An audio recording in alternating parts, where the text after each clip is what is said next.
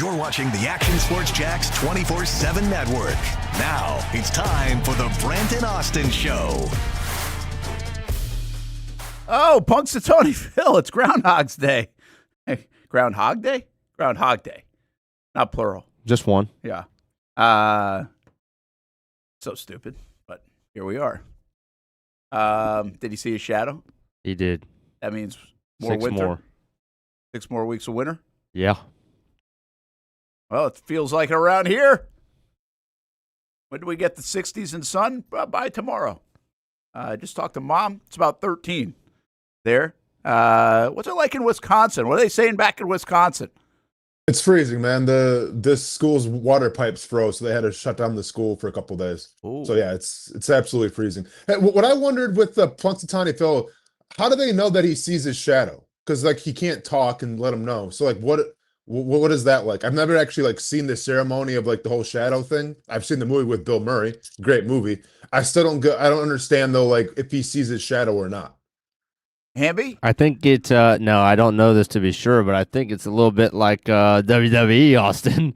a little bit predetermined. They're writing the outcome on a little piece of paper, and they bring him up to the front, and they read the paper that he, wrote in quotation marks. Well, much like WWE, then make it more exciting. Don't just go with his word. Oh yeah, he saw a shadow. Let's go because it's cold outside. 6 more weeks of winter. Like Seriously, be a little more creative, and that's with groundhogs and wrestling. I think we're going to mention that. By the way, AI tells me that it's not a scientific process. The sun casts the animal's shadow, interpreted by handlers as a sign of cold, clear, high-pressure weather. So it's really the handlers that actually notice, and I would assume the sun has to be out in some way, shape, or form to see the shadow. Do you know how many people were there? I saw the picture. Like, why? Why? 50,000. 50,000 people got up on a crazy. Monday morning in Pennsylvania in what's got to be at 10 to 20 degrees. Yeah, that's crazy, man. I mean, To see something fictional. It's fictional. Of course, matter. but like, listen, I can pick a million festivals that I don't get why people go to in the first place. They still go to it, right? So this has been going on, I assume, for a very, very long time. It's a tradition, and more power to them, I guess. All right, so here's the question of the day. Rank these 4 things, 1 through 4. You have to go to either Punxsutawney Phil on a day like today and freeze. You can go to the New York City ball drop on New Year's and stand there with all those people. You can go to the Grammys, or you can go to the Thanksgiving Day parade. Okay. Which one? All absolutely horrific choices. Which one's the worst? The Grammys would be the one. So I'm going because it's inside. Yeah. So if I'm gonna rank them, it's Grammys, Thanksgiving Day parade, the groundhog celebration, and then the ball drop. Now, by the way, last night you go to the Grammys. It's like going to a strip club. I didn't Brent, watch. They've been doing that. I know. Did you like the uncooked chicken comparison on Twitter? What was that? That was Heidi Klum. Klum, yeah, I believe. Yeah. That was pretty aggressive. Not gonna lie. And then who was the other one? Who was it? Who else? Who else on the red carpet? Speaking of aggressive, I'm not even sure we could show that one. Doesn't feel like we can. Jamie Foxx. There was a video of going around. Oh, you're talking about Chapel Roan. Yes. Mm-hmm. Chapel Roan. Yes. Yeah. And then Bieber did a performance basically in his briefs. Absolutely, man. Exposing himself to the world. Which, by the way, was was shorts and socks. It was very. I thought it was very good. Mm-hmm. Yeah, I did. Like, I don't know any Bieber. Like, I don't know Justin Bieber songs. I'll take your word for it. And I've seen like Justin Bieber's become like. I feel like, at least on social media, because that's where it will show up from time to time. It's like he feels like he's in the Britney Spears category at times, right? Like childhood fame has derailed him. Yeah. But I thought that was a heck of a performance, which showed off his talents. Did you like that performance? No, I liked it, and that's why like I watched the Grammys because it kind of introduces me to music I don't necessarily listen to. So I thought the Bieber performance was good. I'm gonna give shout out to Sabrina Carpenter because I mean I know we talk about her on the show sometimes, but like I don't listen to her music, but in terms of like being a performer, she absolutely crushed it. Like I mean, and we'll see what Bad Bunny can do. Hey, if Super Bowl, if you need an idea for next year, put Sabrina Carpenter in the Super Bowl and see what she can do because like this is the second year now in a row like where she's brought it in the Grammys, and I was like entertained. Once again, don't really know the songs, but I thought she was super entertaining. And I don't think there's anybody more than I know their entire life story that I couldn't name a song to than Jelly Roll. And once again, shout out to him for winning a Grammy last night. And then I think he played a bunch of people. Oh, he played Ozzy Osbourne as well, like a tribute or something like that with a bunch of musicians. But like I've heard Jelly Roll's testimony, and like I can tell you a story from like the past 20 years. Yeah. I can't tell you one song. Yeah, I think that's I can tell you a lot of his songs. But yeah, he's kind of he's actually like done a slam dunk job when he gets in front of a microphone. Whether it's, I don't know I think he's been on like Joe Rogan to, whether it's in front of the Titans team that you've seen as he kind of pitches his story and shares his story to interviews or award shows like this. Yeah, he's a unique character, man. He's a heck of a character. I mean, he's sports related John Daly. You know what I mean? Like, and that's why we like that. We like that character. Whether you like the music or anything else, I think we like the character. I think we like the comeback story. So, yeah, I agree with you. It was the Sabrina Carpenter one. Was that like the airport scene? Yeah, the airport. That was really well done. Like I saw that. I just saw that this morning, and it has more of a Broadway feel to it, at least without the music part, right? I mean, the whole get was she's got a lot of talent. Yeah. So she's got like that a certain like look, what do they call it? A certain je ne sais quoi, if you will. And yeah, dude, I haven't said that word in like a couple years, but she's got it, man. Once again, like I don't really know the music at all, but I just feel like the ambiance and what she brings to the table. I get it. I get the Sabrina Carpenter hype. Now, there's a lot of artists that I don't understand, but I get her. Yeah, I get that too. From everything around it.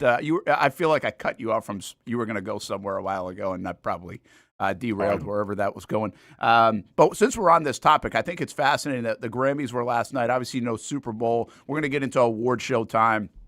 In our business, we say now, like, from an advertising standpoint, the way our business has gone because of on demand and streaming and everything else. And when I say our business, more the TV business, sports is king. Because people don't record sports normally, so they're going to watch commercials for advertisers. Grammys and award shows still do pretty well.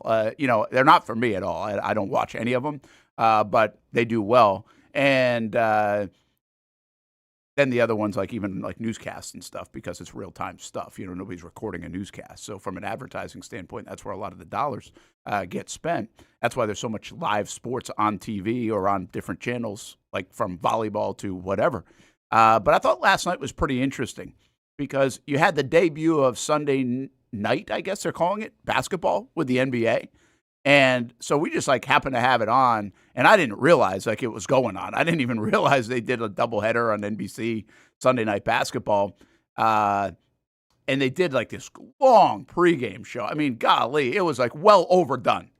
And then you had the Stadium Series on ESPN. Now, it wasn't on network TV, but it was on ESPN with the hockey game, which turned out unbelievable. So I was kind of curious what you were watching. You watch the NBA, you watch NHL, you probably tuned into the Grammys a little bit. Are you like flipping around last night? And which one do you think you were more glued to if you were? So I had hockey on the TV last night in the Airbnb, and then I had the Grammys on my cell phone for a bit. I was tuning into the hockey more than anything, just because, and we spoke on this on Friday a little bit. It felt way too gimmicky, like, because it has like a whole pirate theme and a pirate ambiance. Yeah. And I guess, they're trying to make their run through Florida because they did Miami a couple weeks ago. But it's two great teams, the Maple Leafs and the I'm sorry, not the Maple Leafs, the Bruins and then the Lightning. And yeah, it was a great game. I was just watching just to see like what was going to happen in it because they kind of teased with the weather and they're trying to explain science to me where if it got too cold, the ice would start cracking and then they'd have to call off the game. So like that was a little theater to be like, okay, is it going to hold? Is the ice going to crack for whatever reason? And obviously they did a horrible job explaining why that is, like definitely bringing a scientist next time to explain it to me like I'm 5 years old. But I was watching the hockey. As far as the basketball, I'm not going to lie, I had no idea that was happening. I mean, I saw like on Twitter and everything, but I had no idea like they were, bringing out the NBC now of like primetime basketball. Yeah, I didn't either. I didn't know that. And here's the thing. So this is what we were talking about. You can make it a big deal. I get what NBC is trying to do. And again, we're in a sports world where sports is king. I mean, that's where the dollar goes. So NBC is going to make money pouring into sports. It was like well overdone. But the reality is they've got the rights to the NBA and they're going to make it as big as possible. So they're trying to make it an event. I fully understand what they're doing. But I think it doesn't marry, Austen, with what the NBA is all about. The NBA guys don't give a crap about a game on February 1st. Like, that's the problem. On Sunday Night Football, it's a big deal for the players to play on Sunday Night Football because you're in prime time and you don't get a lot of those slots, and it's one of 17 games. It's an important game no matter what it is. It's an important game contractually. It's an important game accolade-wise to get your brand out there. It's an important game because it's one of 17. Not here. Like, LeBron's already LeBron. Brunson's Brunson. And Madison Square Garden's Madison Square Garden. So, like, I get it. But it's almost like the broadcast and the production and the event was bigger to everybody but the players because the players are just playing in another game, man. I mean, we'll see you on Tuesday night. I think that's the disconnect with the NBA and kind of make it like a big deal on Sunday night. No, without a doubt, because with Sunday Night Football, it's only like 17 opportunities or 18 opportunities. And then you talk about fantasy football and you talk about betting and everything. And I feel like right now people are kind of leery to bet with the NBA after everything that's gone down the past year. And with hockey, it's like, there's primetime hockey showcases as well. But like this one was different because you're playing in a football stadium, right? Like at the end of the day, it's just one of 82 basketball games. And I mean, take it for what you want. But yeah, and you're playing in I think they're in Madison Square Garden, right? It was the Knicks and the Lakers. Knicks and Lakers, yeah, marquee game. So, I mean, certainly a marquee game. No, it's a marquee game, but like it was nothing out of the ordinary, right? It wasn't like they're having like their own arena series where they're playing somewhere new and exciting. Like, okay, they're playing in Madison Square Garden. They play a lot of games in Madison Square Garden. So I just think like it's hard to compete with the NHL when it's like this crazy once in a lifetime showcase at a football stadium compared to just regular season NBA. And let's be honest, regular season NBA sometimes isn't the most entertaining thing depending on who's playing. Yeah, I mean, listen, they had the draw and the lure of it could be LeBron's final game at the Garden, right? But to be honest with you, I don't really give it. Like, I just, as a sports fan, I don't care. And we don't know that. Like, if it was this tribute video and all this stuff, I think we maybe would have been drawn in. But, I mean, they got Caitlin Clark out there. They got Lenny Kravitz doing an open. Like, they really put a lot into it. NBC did. They're live at the Garden. Like, all these things. And it's just weird. It just didn't seem to match it. But then the hockey game, to me, I think this is where hockey should do more of. First of all, the hockey game was terrific. I don't necessarily think you need Stadium Series all the time, but blowing up one hockey game a week could really help that sport to get it in front of other people more often.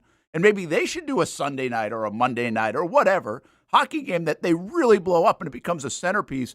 I think I saw someone else say there were a bunch of other games going on while the NBA was playing last night, and so they didn't make it like isolated. Which if you're going to do a Sunday night or a Monday night, make it isolated. So you don't have you're not competing against yourself. I think hockey, it would really benefit them to do that. Now I get Stadium Series is a little bit different. You can't do that every week. I'm just saying blow up a hockey game with a big production and have some fun on it and make it feel big because hockey could use that, I think, for the casual sports fan. No, they definitely could, but with the Olympics coming up now, they're going to get that bump. Like that's going to be that's going to be the ultimate showcase, right? Because you saw what the four nations did. I feel like for the sport of hockey and put maybe some U.S. players, like the Kachuk brothers and everything that people maybe didn't know about before. But you go out there and fight right after the national anthem, and it's like, okay, people are going to tune in and watch.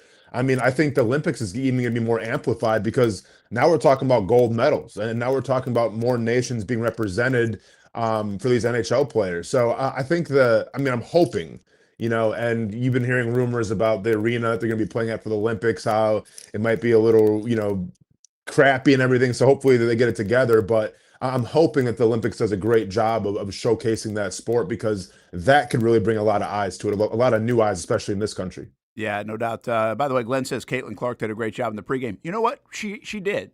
It's forced. The Caitlin Clark stuff's a little bit forced. Like, I understand it from a TV perspective, but she does a really good job. Like, she's not out of place. She can handle like a lot of different things. She's impressive. Not just on the basketball court. And, of course, the WNBA's got a whole bunch of stuff going on right now, too, with even are they going to lock out and everything else. All right, so you just mentioned the Olympics. I watched the 1980 documentary, Miracle on Ice documentary on Netflix, which it's amazing because I feel like more people have done a Netflix documentary, a documentary on the Miracle on Ice than any other topic in sports history.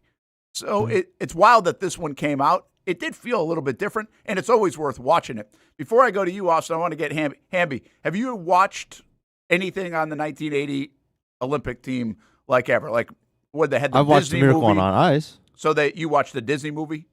Yes. Okay. Which obviously is, made for the theater, but no other like documentary style. I'm sure I've watched 30 for 30 if they had Okay. I'm very familiar with the story. So that resonates for you, even a guy that born in this century. Yes. That resonates for you. That was about my only knowledge of hockey for multiple years. Okay. Yeah. I mean, that was the only connection I had with the sport was that. Austen, you didn't catch that, did you? Yet, the Netflix documentary?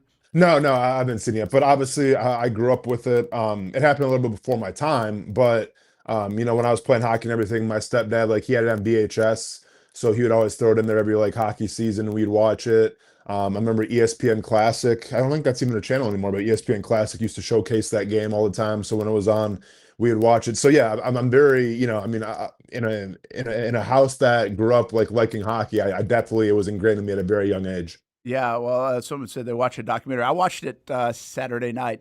It was good. I mean, it's hard not for it to be good, right? I mean, it's that big of a sports moment, and it was just how people do it differently, and it's in Lake Placid. It's kind of neat for me. I've been to Lake Placid, and I think I've said this before. You can feel 1980 when you walk down the streets of Lake Placid. Like, I've been in that hockey arena, and it's almost like you put yourself in that way and what it must have been like. And I was thinking of this watching that the other day. Just had a couple of thoughts. Like, how much did that change sports? And the reason why sports is so big right now, in some way, shape, and form, does it backtrack to 1980? And I don't know if that's, I'm not saying it is. There are many moments before 1980. There are probably many moments since 1980. But I would suggest that we haven't had a pivotal moment in sports history since 1980 like that one, Austen, right? I mean, there's nothing that comes real close to all the ingredients of that and what it is. And we no longer can get it, quite frankly, because amateurism is basically gone. I mean, we're not going to get that kind of feeling and duplicate it. We'll never duplicate it anyway, but I don't even know if we can come close from the outside stuff, the non-sports stuff, and the sports stuff, to put all the ingredients together to make 1980 and any other sport. No, without a doubt, and especially the political undertones of that game as well. When you're talking about the Cold War, right? So it was a lot more than just a game. It was two countries trying to one up each other and showcase their prowess. And obviously, when you talk about the Russians of the USSR, like they or I guess it was the Soviet Union, whatever you want to call them. But I don't want to be I don't want to be mean. But they were that, they were the machine. They were supposed to just go out there and whoop everyone's butt. And then, you had a bunch of amateurs from it's like the ultimate Rocky US story on underdogs and everything. And, they find a way and get the job done and they shock the world. So no, I think it was the perfect combination in terms of two teams, the underdog taking on the mighty Goliath. It was the political undertones and just the country, maybe a little bit of unrest, not knowing what was going to happen. showcased on the world stage. So no, I don't think anytime soon we'll see another thing like that. Like I think you see it sometimes and never gets talked about with us in the sport of soccer with different countries. But when it comes to the US, so I don't really talk about like, the politicalness of soccer or, football as the world calls it. So no, Brent, to answer your question, I don't think we're going to see another game like that again with that much importance. Yeah, I think it's fascinating that it's coming up. It's Olympic time, right? But also, we brought this up. At least I have brought this up a couple of times. I think Curt Cignetti, what he did with Indiana, is kind of like gives us a feel of that. Now, it doesn't have everything, right? Again, different world. But Cignetti, to me, this I've said it a couple of times, might be the best coaching job we've seen in sports since Herb Brooks, and that's the one that sticks out to me. Are there others that are in the conversation? Maybe, sure. But I don't know if the ingredients are there to duplicate what Herb Brooks did to beat Russia and what Cignetti, quite frankly, has done to beat college football's blue bloods of Alabama to Miami to whoever, right, that have done this forever and ever.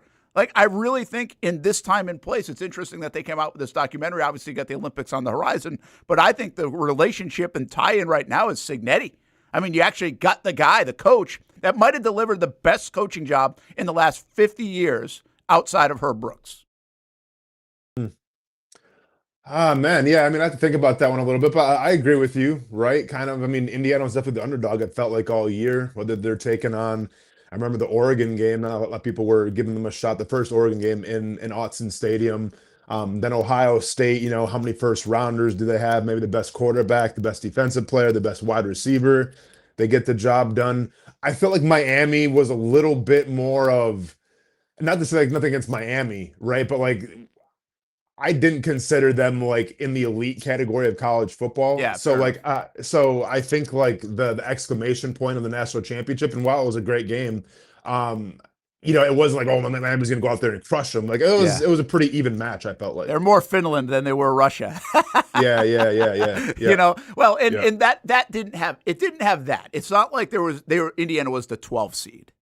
But the whole story and the compilation of the last couple of years was like Indiana was a 12 seed, but they actually were the best team in the country and also won it. So it's not full ingredients, but I do think, and I'm telling you, there are good coaching jobs that get done. I just think Cignetti might be the most out of nowhere one since Herb Brooks. Now, Herb Brooks, by the way, was an unbelievable coach in college hockey at that time. He had the best hockey program in the 70s at Minnesota. All right, so I got three other thoughts real quick on that. If you watch the documentary, and Hamby, this one's for you, okay? Al Michaels is in that. And I think we kind of rip Al Michaels right now. He's 81 years old, and he's definitely lost the fastball. But I would invite you to watch that documentary. Yeah, I watched the documentary because if you're frustrated with Al Michaels, you'll see his brilliance. It's not just the call at the end. Like, he was so good. So good. And just the way he set up the game against the Russians was like beautiful. It was poetry. And it was just kind of, so if you have a problem with Al Michaels, go back and listen to that broadcast or watch that documentary and you'll see like that's his heyday. I mean, his heyday lasted way out longer than that too. But he was really good. The other thing I wonder, I asked Steph this when we were watching it. Do you think if they don't win the gold, Austen, it's obviously not as big, but do you think they're still super big? Like the whole story is still big? Because they were down going into the third period and against Finland. Like, oh, yeah, because nobody, like everyone thinks to win the gold medal off that. I mean, once again, unless you lived it, but I'm sure even Hamby maybe doesn't know, but like that wasn't the gold medal game. That wasn't the game to be the best team in the world in hockey, right? That was essentially to get you to the game. So no, I don't think it would have mattered. Now, obviously, putting a bow on it and winning the gold medal is everything, but I think that game alone, it stands by itself because nobody talks about the game after it. Yeah, Hamby, did you know that? Not for the longest time. I have for a number of years now, but there was probably a large part where I thought that was the gold medal game. Mm-hmm. Yeah, I was just watching that. I was like, that was such a big win. I guess it wouldn't have had the same feeling if they didn't win the gold, but I don't think we know the thing because of the gold. Like, I think we would still know they beat Russia. And that moment was still so massive, but I don't know that. I really wonder how big it would have been if they lost to Finland in the gold. I mean, they would have been on the podium, all that stuff, but I really don't know. I don't know if they had to win. I don't think they had to win the gold for that to be an unbelievable moment, but for it to magnify over decades and decades and decades the way it has, maybe they did have to win the gold. I mean, well, to me, the ultimate exclamation point and the ultimate bragging rights was standing on that podium and hearing your national anthem being played. Yeah, good point. If they would have got second, then they would have stood next to Russia and hear the Finnish national anthem, which I'm sure is a great national anthem. But like, I think it means something as well, just to be at the top spot on that podium, hearing your song and everything. You're looking down, and hey, here's the mighty Russians that we beat prior. Yeah, that's actually, well, I didn't think of it like that, and that's really good because of all the outside stuff, right? The Cold War stuff, the other. To hear the national anthem meant something. And obviously, I think it's Eruzione who calls everybody up on the podium too, like in that moment. Yeah, that's a really good point. All right, one last thing from that. I just love how it echoes sports all these years later, and I really wonder. This goes back to my original question. Like, did this change sports? Did this change the way we feel about sports? Is this kind of, and the reason why I say it is I feel like sports, we're all trying to, whether you play it in high school, college, at the level Austen plays it, he's still doing it. He's in fight camp right now. I feel like you play sports to try to duplicate the moment they had, the euphoria, the whatever what's that they call it, an endorphin rush or something like that, right? Like that's why we play sports. But not only that is like, that's not the only reason we play sports, but that's what we're chasing, right? It's like high school chasing the girl, man. Like, it's the chase. You're not in love most of the time. It's the chase. And there's a lot of different reasons why you play sports. And I think that you're chasing that feeling. Like, can you get anything close to that feeling in your career, whether your career ended at the YMCA or it ended in the NFL? And I do think I think that is kind of like our picture of it in a sense. Like, that's what we're reminded. There's millions of others examples. I mean, hey, I'm going to Disney World after the Super Bowl, right? I mean, maybe that's the moment. Maybe it's celebrating a World Series and everybody dogpiling. But Austen, I think that's why sports resonates even as magnified as it is now, because we're all trying to get like that feeling for us, the teammates, and everybody else it impacts. And in that case, it impacted the whole country. Yeah, without a doubt. I mean, I think there's two ways to look at it. I think you can look at it as the athlete and say, whether you're pushing yourself, whether you feel, the emotions of anxiety, stress. Like, listen, if you play any sport, if you play it at a high school level, a collegiate level, or a professional level, like, there's going to be some sort of resistance. There's going to be stress. There's going to be times where you feel like not doing it anymore. And then it's obviously overcoming those times and having success. Like, that's where the magic is, right? And then I think also being a fan of any sporting franchise, is an investment as well, right? Because you're putting your time, effort, and energy into something, and your money, and you want to see it through. So, I kind of look at it like two ways. I look at it as an athlete where it's like you're always chasing that rush, right? Like, you're chasing those peak life experiences because, and I say this all the time, one day I'm going to be 60, 70 years old, God willing, I'm going to have a beer belly, and I'm going to be talking to my grandkids, like, wishing I could go through those times again of camp and being stressed and just all these different emotions. Cause that's when you felt like you were living. And then at the same time, I think, as a fan base, if you do truly invest all that effort and energy into something, like, the ultimate goal is to see it through one day, right? Like, it's the years and years of trials and tribulations of getting your heart broke and why do I like this team and everything. And then one year that they finally crack through and you talk about playing for a championship at the ultimate prize, then it's like, that's it. That's why I've been a fan for all this year. So I think I can go both for fan bases and go for athletes as well. Yeah, Glenn, by the way, boycotted 1980 Summer Games. Yes, they did. On top of that, there was so much going on. And a lot of people, I think the timing of this Netflix documentary also comes out because you could probably make this case for the last 20 years around here that we're in I don't know about a similar spot to 1979, 1980 where the country was, but there are spots where we think the country is super divided, and there are a lot of things going on in the world. Can sports bring it together? And so that all brings me to 30 minutes of a deep dive here in the sports mentality to start this Monday and this week. It's Super Bowl week. Yep. And this is the game. And one more deep dive question, very generic question is, there isn't a pivotal moment to me where this game got so big.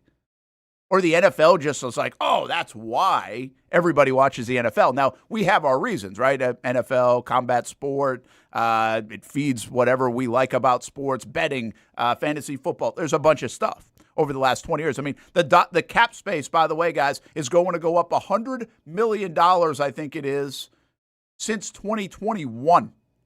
I believe that's the number. And $200 million, I think, since like 2012. That will show you how much money has been poured into the NFL and how booming the NFL is, how much cap space has gone up in a decade. So it's hit like this different stratosphere. And I just simply ask this because I'm not overly excited about the Seattle Seahawks and the New England Patriots football game on a isolated. We're supposed to get really excited about the Super Bowl. I think the week has gotten a little overrated, quite frankly, because it's drawn out so much and it's 2 weeks of buildup. Over the years, it's not like it used to be where you used to have every star on Radio Row before they went to the Grammys or something like that. Those people aren't showing up there. So for whatever reason, that part's changed. But why is the Super Bowl so big? Like, why this event? Why this event that everybody watches even if they don't watch football games on Sunday? Like, how did we get here? I mean, well, obviously we talk about football. It's the biggest sport in this country, and it's the biggest showcase in this country. So, I always, you hear that baseball is America's pastime and everything, but I think football is a perfect sport because I think it combines brutality, physicality with a little bit of elegance and athleticism. And I don't think any other sport in this country can do that. So, from like a scientific standpoint, I think that is a big deal about it. But also, you talk about Major League Baseball and then NBA and even hockey, where they're long, drawn out seasons. And even me being a diehard Brewers fan, I don't get to watch every single Brewers game. Sometimes I have things going on, right? So even though I'm a huge fan, sometimes I miss out a little bit, and then you kind of lose touch of that team. With football, it allows you to invest one time every single week on your team, and you get a good idea of who they are, right? Like it's like any kind of like famous TV show. Like if they had Game of Thrones on every single day, would you watch it? Like, would you have followed it like wholeheartedly? Probably not. Maybe you're gonna catch it on the DVR and everything and watch it later. With football, okay, one time a week I can watch my team and all. There's a showcase here. This game, like I just think in terms of viewership and everything, it's so easy to access. And then when you mix that up with, okay, we have our fan bases who can sacrifice 3 hours or 4 hours a week to watch their team play. Yeah, I mean it's the biggest spectacle in this country for a reason. Hamby, it is what it is. You like born into it, right? Mm-hmm. I mean, I just told you how much like money has changed and the ratings are bigger than ever and everything else. The one thing that isn't, the Super Bowl has always been big. The numbers will keep growing and growing and growing, probably, I would think, but not astronomically. I mean, this has always been the most expensive TV commercial, at least for the last 20, 25 years. It's always been a big deal. And so, but yeah, I guess all the reasons Austen, I'm just fascinated with like this has become it. Well, they've made everything about it a talking point. I mean, whereas other sports, it's just really the game. Well, true. Yeah. I mean, it's the clash of everything, right? It's all the entertainers and all of the moments that you see even in the commercials that you expect to see on social media after. Like they have deliberately and intentionally made every part of this whole 4 hours something that's worthy of being talked about by somebody, even the anti-football person. Yeah, which I don't know if those people exist, right? I mean, I don't know if there's anti-football people. Not there was in 20 whatever that 1920. Well, I mean, I'm not saying they hate it, but I'm saying there will be so many people that watch this game that legitimately haven't watched a football game this year. Yeah, that's true. Well, that is true. So that's what I mean by an anti-football. I Somebody think who would that rather number do is- so many other things than watch a football game. I don't think that number is as large, Austin, like in terms of the separation there. Like I mean, we're seeing numbers where 50 million people watch like the divisional championship or AFC championship. So those people those were Super Bowl numbers for the longest time that are now watching like the other playoff games too. Yeah, but the Super Bowl is it's different because it's an excuse to drink and party as well. And Well, that's if this country loves anything, it's an excuse to drink and party. That's why there were 40,000 or 50,000 at Punxsutawney Phil. Thank you. Like, listen, I guarantee probably 90% of this country who doesn't have like a Hispanic origin can't even tell you what Cinco de Mayo even is. But hey, you better believe when it's Cinco de Mayo, we're gonna go out there and drink our margaritas and eat our tacos, man. Good It's point. Just, St. Patty's Day. It's just Everybody's Irish. Yeah, everyone's Irish, right? It's just it's an excuse to get, and I'm not hating on it, man. Any excuse to get together, drink, and be merry, more power to you. And the Super Bowl definitely provides that. Is anything derailed? Does the NFL have to be careful of what we now see at the award shows? Because I do think it's a turnoff. I'm not watching them anyway, so I don't turn it off. But the political part, like everybody uses the platform in front of a lot of people to share their political beliefs. And that's what happens at the award shows with actors and musicians and everything else. And I think it sometimes can sneak in a little bit to performances at halftime. But I think for the most part, they've stayed away from it. Is that not the death nail, but is that the danger zone potentially? And is that also why we love the Super Bowl? Because it doesn't have any of that. It's got all the drinking, the gambling, the entertainment, the musicians, the cross of everything going on, and obviously sport and football and a winner and a loser. But it doesn't feel like it has the underlying tones of what we talk about or want if we flip on Fox or MSNBC or any of those channels, CNN, you name it. Well, I mean, if we're being transparent here, obviously the halftime performance this year is going to raise some eyebrows with a certain side of the political spectrum, and we'll see how that transpires. But like I always say this, and it was the same thing with Kaepernick. It's going to be the same thing with Bad Bunny. Like I feel like anytime you talk about it, that's publicity, and publicity is great. And I say this all the time. If you'd give it the T-Rex approach and not even bring it up, yeah, then maybe you might have an issue on your hands, right? But people who hate something are going to tune in to hate watch it and then comment on it about why they dislike it. Or if they love it, they're going to tune in and watch it as well. And that's the power of being polarizing. And this Super Bowl, not necessarily the matchup is polarizing. I mean, people want to hate on the Patriots. Okay, that could increase the viewership. But in terms of the halftime performance, it's going to be very polarizing. And I think you saw it last night a little bit with some of the comments from all these singers and everything. And you saw it with our president tweeting about it. It's like, hey, did he? Oh, yeah. Oh, come on, Brett. And it's one of those things where it's like, yeah. So he was, and once again, I'm not saying you shouldn't do whatever you want to do, man, but I'm just saying when you tweet about it and you want to hate on something, well, are you really hating on it? Or are you bringing more eyes and more of a spectacle to it? And that's what I think is going to happen with the whole Bad Bunny thing. I think everyone's going to say, I'm not going to tune in. Okay. And then they're going to tune in and talk smack about it, and then it'll get more views. So, yeah, it's pretty amazing. Delphonic just said 30 million viewers for the college football. And that was a great game. Rating for them. Yeah. Very good. Huge. And 120 for the Super Bowl. I mean, it's just amazing. It's just become, like you said, a holiday and those things. And it's really fascinating. I don't know if anything derails the NFL in the next 15, 20 years. I've wondered this. I've brought this up before. I don't know where it goes. But I would imagine back in the 50s or whatever, when you were talking about baseball, like they say, it's always going to be America's game or America's pastime or It wasn't. It hasn't been. I mean, there's something that can always change it. And does something else come up behind it? I don't know. But it's pretty fascinating. Speaking of, like the NFL is even they get blowback on some things, right? But it's not going to matter. And the NFL hiring cycle is over, Austin. And the blowback now is 0 black coaches hired. And 3 black coaches in the National Football League as head coaches, and not a lot coming through the pipeline of offensive coordinator how big of a story is this, do you think, for the NFL? Or has this just become a little bit of a footnote? Goodell's got to answer it at the Super Bowl week, and he does, and everybody moves on because Rooney Rule's in place. There's been attention on this story for now more than a decade plus, and here we are with, at least in this cycle, not a lot of movement there. How big of a deal is this, do you think, for the NFL, or is this just is what it is?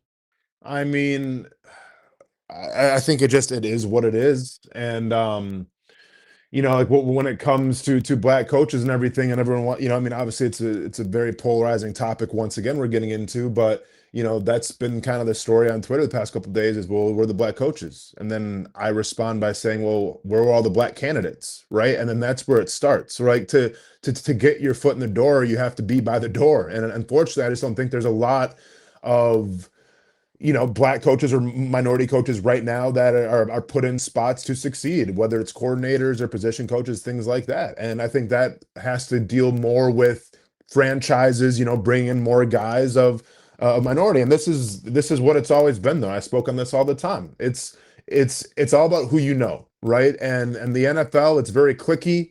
And this is more of the coaching circles. It's very cliquey and it's very like, okay, well, I came from here, so I'm going to bring this guy along and everything like that.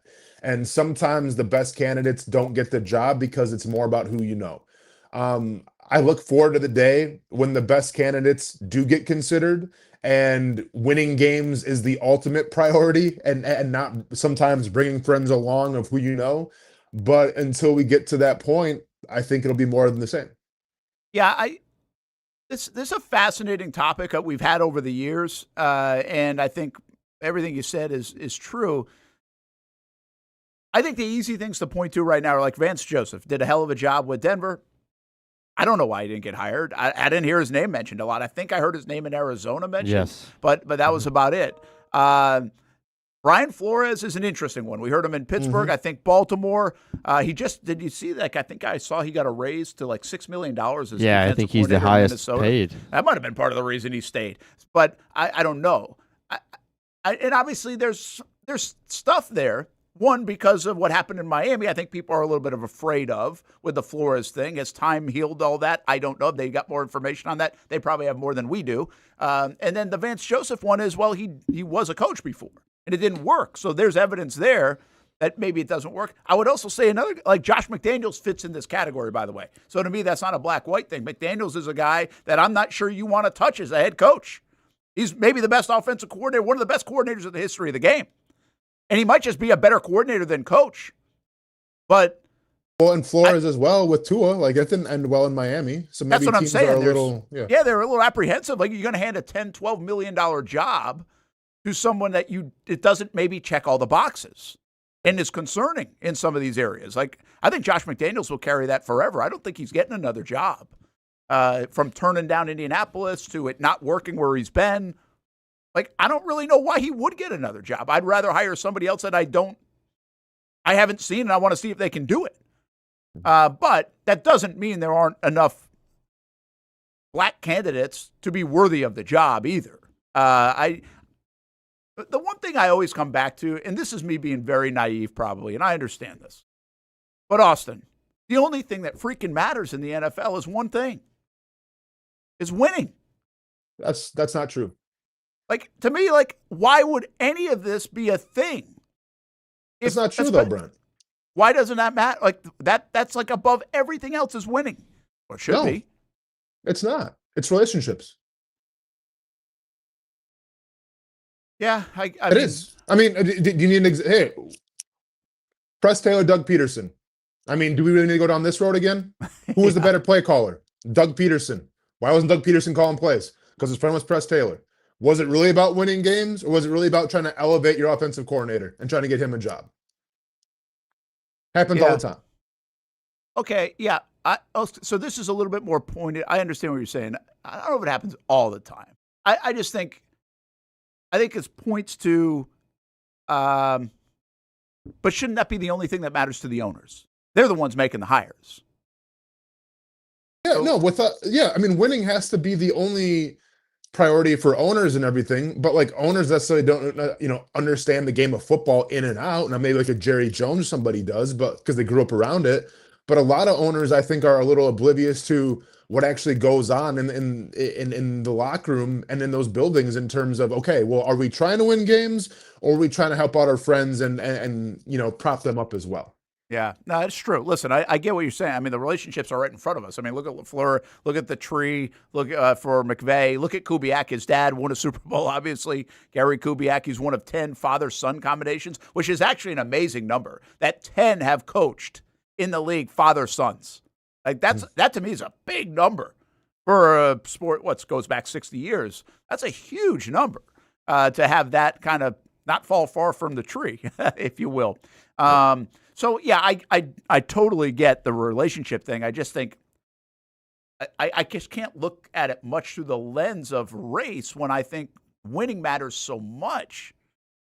I'm not saying I shouldn't look through the lens of. I just can't put my arms around it because winning means more money for owners and everything else. Like, it's the ultimate. I mean, if you can win, everything's easier in your organization, and it becomes even more valuable, even if you just care about money.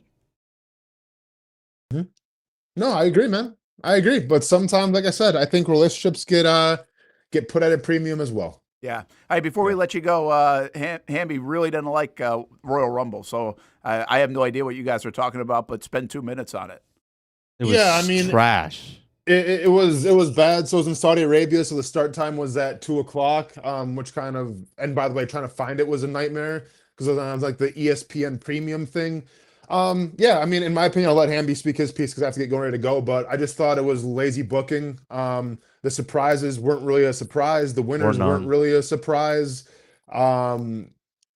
Yeah, it was just it felt more of the same. And usually you leave a Royal Rumble thinking like, wow, I can't like this is. I'm excited for WrestleMania. Meh, it's whatever. Yeah, before we, Hamby, I'll let you go on it because you've got more time. Yeah. Austin, none of this stuff matters though, right? You're coming back, right? You're coming back to Monday WWE, Night Raw tonight, right? Monday Night Raw tonight. Like, I mean, I'm always going to come back. Absolutely. Yeah. So even if they have a dud, it's not that big. It's not turning you off. No, I mean it'll never turn me off just because I grew up with it and it's what I like to enjoy watching and everything. But like right now, I feel like it's in terms of the excitement or like getting the casual fans to come around. I think they're hurting with that, and then I think it opens up a lot of things next year because WrestleMania will be in Saudi Arabia, and if the crowd was that weak for Royal Rumble, what's it going to be like for WrestleMania then, right? Because you essentially took it away. It was supposed to be in New Orleans and Las Vegas, and they put it in Saudi Arabia because there's more money. And listen, wrestling is a great sport, but it's only as great as the crowd will allow you to be. And if you don't have a hot crowd, it really makes no difference. So hopefully WrestleMania next year, they can get a better crowd there because I felt like for some of the moments, the crowd kind of ruined it a little bit. All right, man. Go have a good workout. We'll see you. See you tomorrow. That is Austen Lane. Fight camp continues for him as we eye toward March. What is this? Tom Brady throwing thirst traps on Instagram. He's bored, huh? Man, he needs somebody. He needs somebody. Is he like the most like? I guess I don't know how to say this. Go ahead.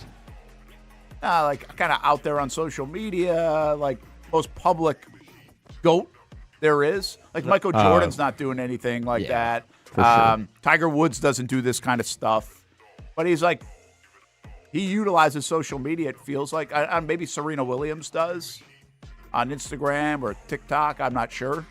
But it's interesting that he will throw stuff like this out because those guys usually try to be as isolated can get. All right, we'll let you have your thoughts on the Royal Rumble. We had a lot of topics in this first 50 minutes. Holy cow. A lot of different things. And we'll hit back on them and obviously a lot more on the Super Bowl. I got a thought or two on the Jaguars spinning it forward. And happy anniversary to us. 2-year anniversary this week. Oh, let's go. The Action Sports Jacks 24/7 network. We made it. Beyond the barrier that I always mark. We'll be right back.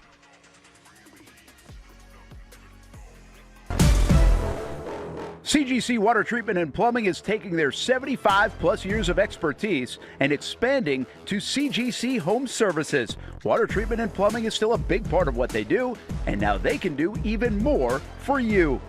Home services like kitchen and bathroom remodeling, showers, sinks, faucets, toilet repair, backflow testing, and the list keeps going. Find all they can do at cgchomeservices.com or give them a call, 904-298-7052. It's a new look and a new name with the same expertise. They've been serving homes like yours since 1946. CGC Home Services, right here in Jacksonville, off St. John's Bluff Road, 904-298-7052. And visit cgchomeservices.com. Florida license number CFC 1432579. We've been telling you about the Action Sports Jax 24/7 network for over a year now. How to find it, what to see. Simply put, it's TV online. Local sports content all day, every day, just like this. Did you always want to make history? Like, think that big, or just say, hey, I want to play in the NFL? I always say I wanted to play in the NFL.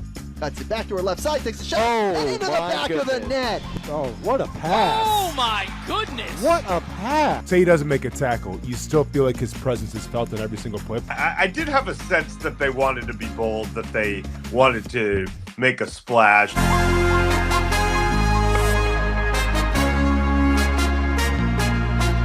It's content you won't find on TV. Find it on actionsportsjax.com and just sit back and watch local sports all day on the Action Sports Jax 24/7 network. It's one of the hot spots in the area. Welcome you to String Sports Brewery out at the beach. Big crowd on hand tonight. The fans are here. And now the newest hot spot at the beach is open. String Sports Brewery in Jax Beach has opened its doors with rave reviews. We're going to be fans forever. Cozy up to the bar, grab a seat in the sports-themed restaurant, or grab a seat outside and feel that breeze coming off the beach as the weather warms.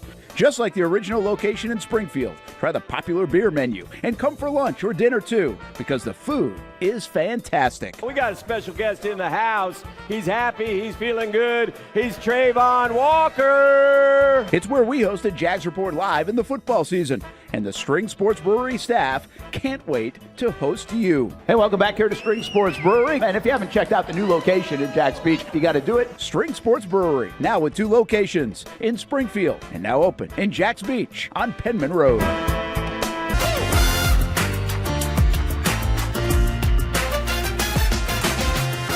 Empower a future, inspire a dream. It's a bold but simple mission for the Jacksonville Police Athletic League known as Jax PAL. Help the next generation of kids in Jacksonville shape a brighter future.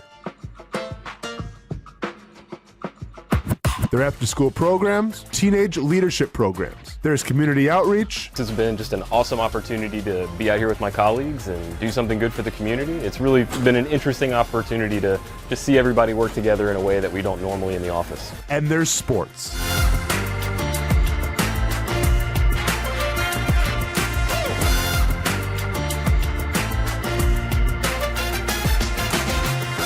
There are also ways you can help the next generation with a donation of any kind.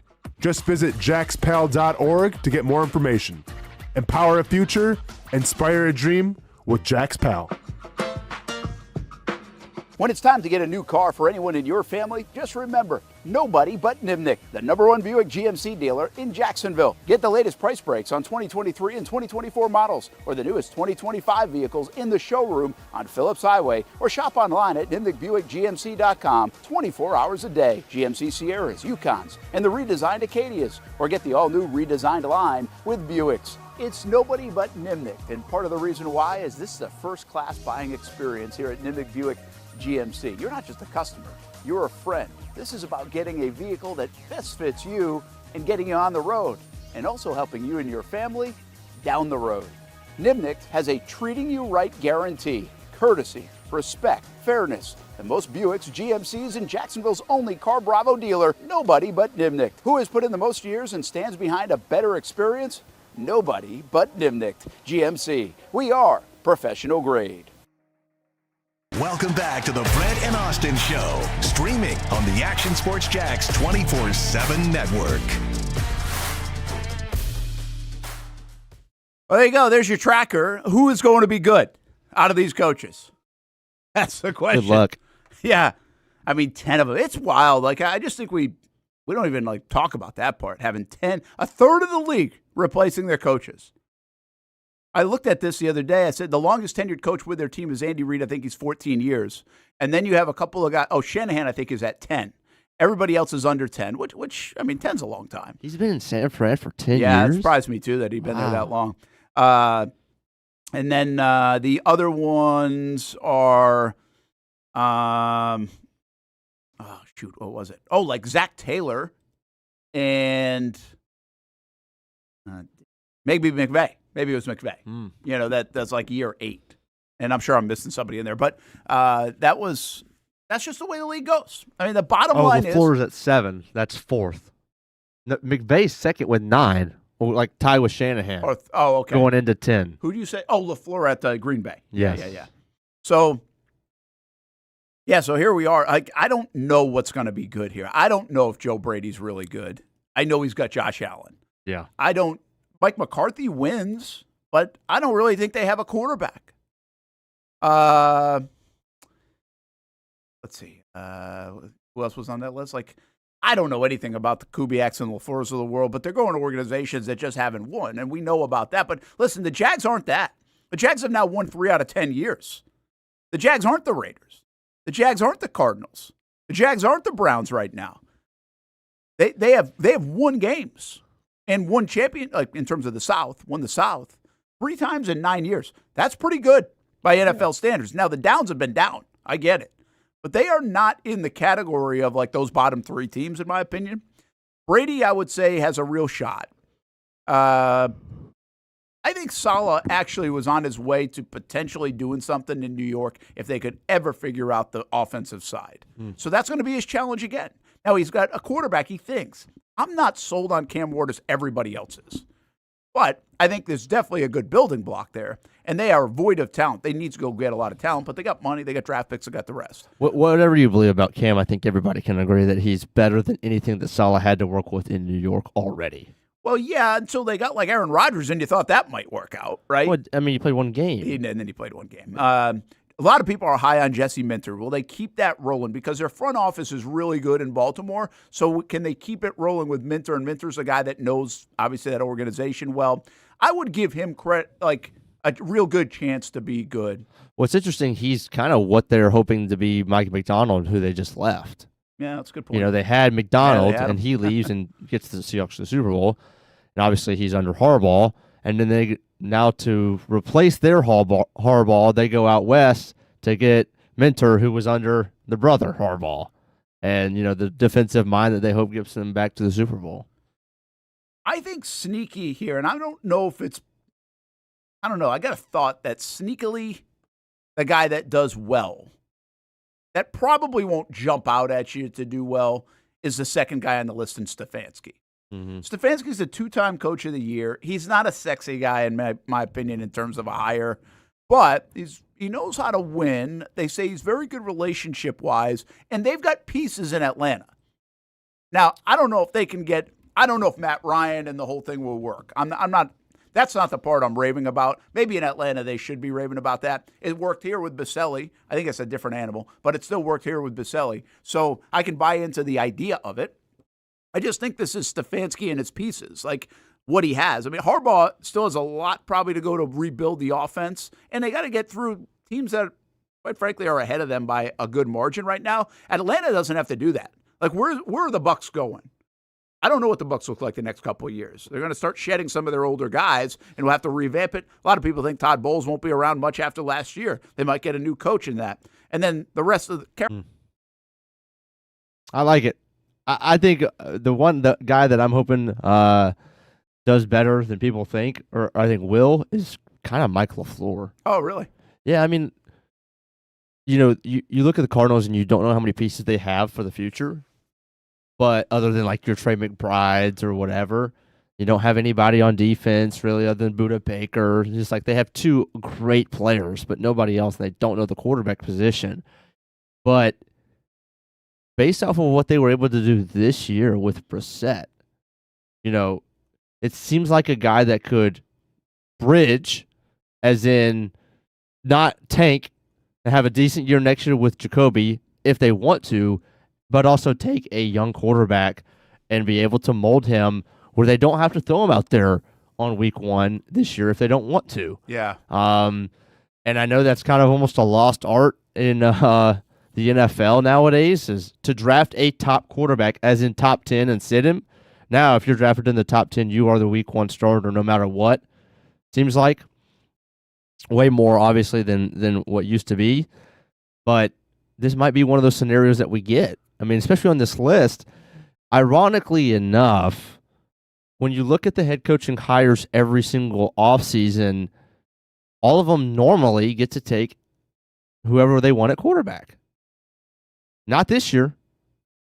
Every single one of these teams, except for the Raiders, could return their quarterback from last year.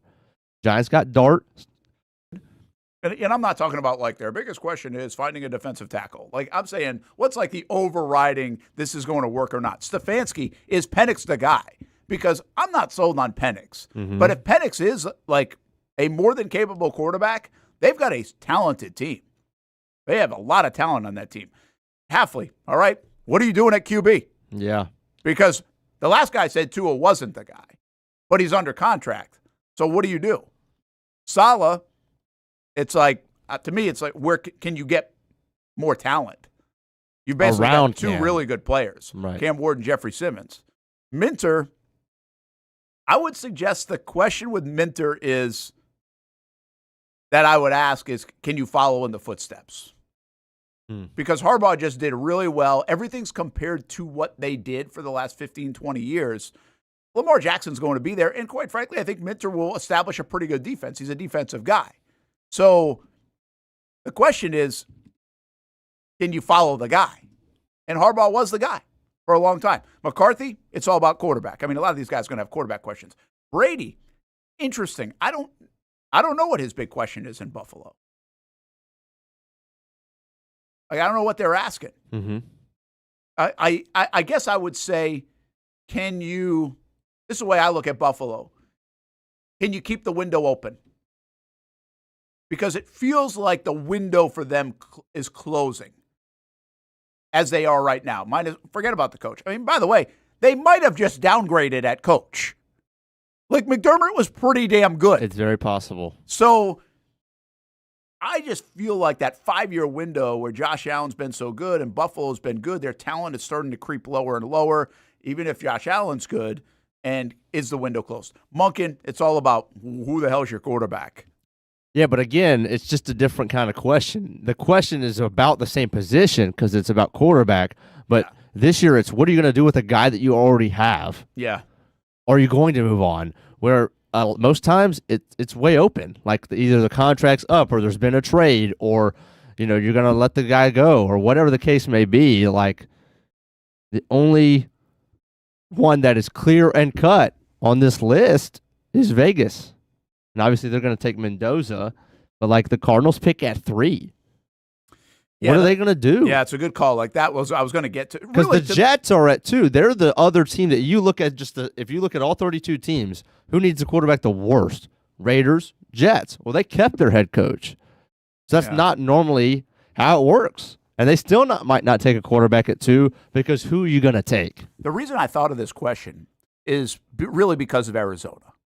I feel like you can make the case that of all the questions on the list, quarterbacks included, again, Tua, to me, Tua is not really a question. They don't really want him there anymore. I would say organizationally, they might have to have him, but he's not really a question. Like, he's not your quarterback of the future. Sure. I think what people probably are wondering in Arizona is Kyler Murray the quarterback of the future? Because I would suggest Kyler Murray is better than anybody they could draft at number 3. Yet they're paying him $40-something million. Yet where is he in his career? Because he's become a forgotten guy. Yeah.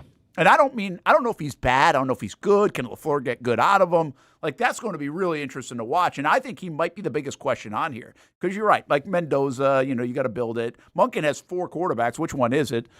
Joe Brady, obviously no quarterback issue there. McCarthy, is it Rodgers or somebody new? I mean, it's a simple question. Then we can ask who's the someone new. Minter's a done one. Salah's a done one on quarterback. Stefanski's done for now on quarterback, and so is Harbaugh. So I really think, like, Michael LaFleur in Arizona have the biggest question mark of all the coaches is, what is Kyler Murray at 40-something million a year? Like, people are convinced that Tua is not it at his price tag.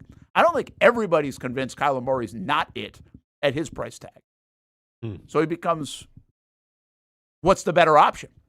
And honestly, if you gave me Kyler Murray, or you're not getting Mendoza, but you name it, whoever your second quarterback is in this. Probably Ty Simpson. Okay, so Tyler Simpson, or you gave me a chance to bring in a Tua or somebody else, whoever is going to be available potentially. I think I go with Kyler Murray and see what I got. Yeah, well, hold on. Well, first of all, would you go with a guy like Malik Willis? Fair. I know people are all over the Malik Willis thing. Because the conversation that we had on Friday, actually, was who's the next Sam Darnold? Yeah. And, well, and the second kind of after effect to that is, will teams be almost more hesitant to take a guy in the first round or late in the first round or the 4th quarterback off the board, for example, if, they look around and there's a couple rejects that are available? Do you think that we'll see that in the next year, 2 years, 3 years? Hey, why don't we go take a flyer on this guy who's been at 1, 2, 3 stops, but was a top 5, top 10 talent? The arm is there, all that good stuff, instead of trading up in the first round for the 3rd best quarterback at number 10 or whatever. Yeah, I think, I would consider it. I don't know if we should fall into, Baker Mayfield, Sam Darnold, look now, right? Look now. They're going to be there. They can rescue it. You still have to have the situation be really good. So I think it's all about what's there in the draft. And to me, over this quarterback class, Mendoza included, I'd be taking a look at other guys. Now, I can't sit here and say I'm drooling about Malik Willis like everybody else is. I think this is a way overplayed storyline right now. How everybody wants Malik Willis. I'm like, okay, settle down. It might be fine, by the way. But I'm not the biggest Kyler Murray fan. And I don't think I want Malik Willis over Kyler Murray. Yeah, but at the money, you might. Well, at the money, you might. That comes into play. You really should. By the way, look, we share a birthday, Malik Willis and I. Oh, wow. May 25th. How about that? Let's go. Yeah, I get that. I get that on the money side. But even Kyler Murray at $45 million isn't handicapping you. I think that's what he is. Brent, I think that is handicapping you. How is it not? Well, you're going to pay Malik Willis. What are you going to pay Malik Willis? $20 million? 25, 30. If you're making an investment in him, if he's going to have a little bit of a bidding, it's going to be $30 million a year. I don't know. Yeah, I don't either. But but Kyler Murray's 28 years old. Malik Willis 26 years old. Mm-hmm. Kyler Murray comes with a hell of a lot more experience, a lot more known that you can work with. It's more Malik Willis taken?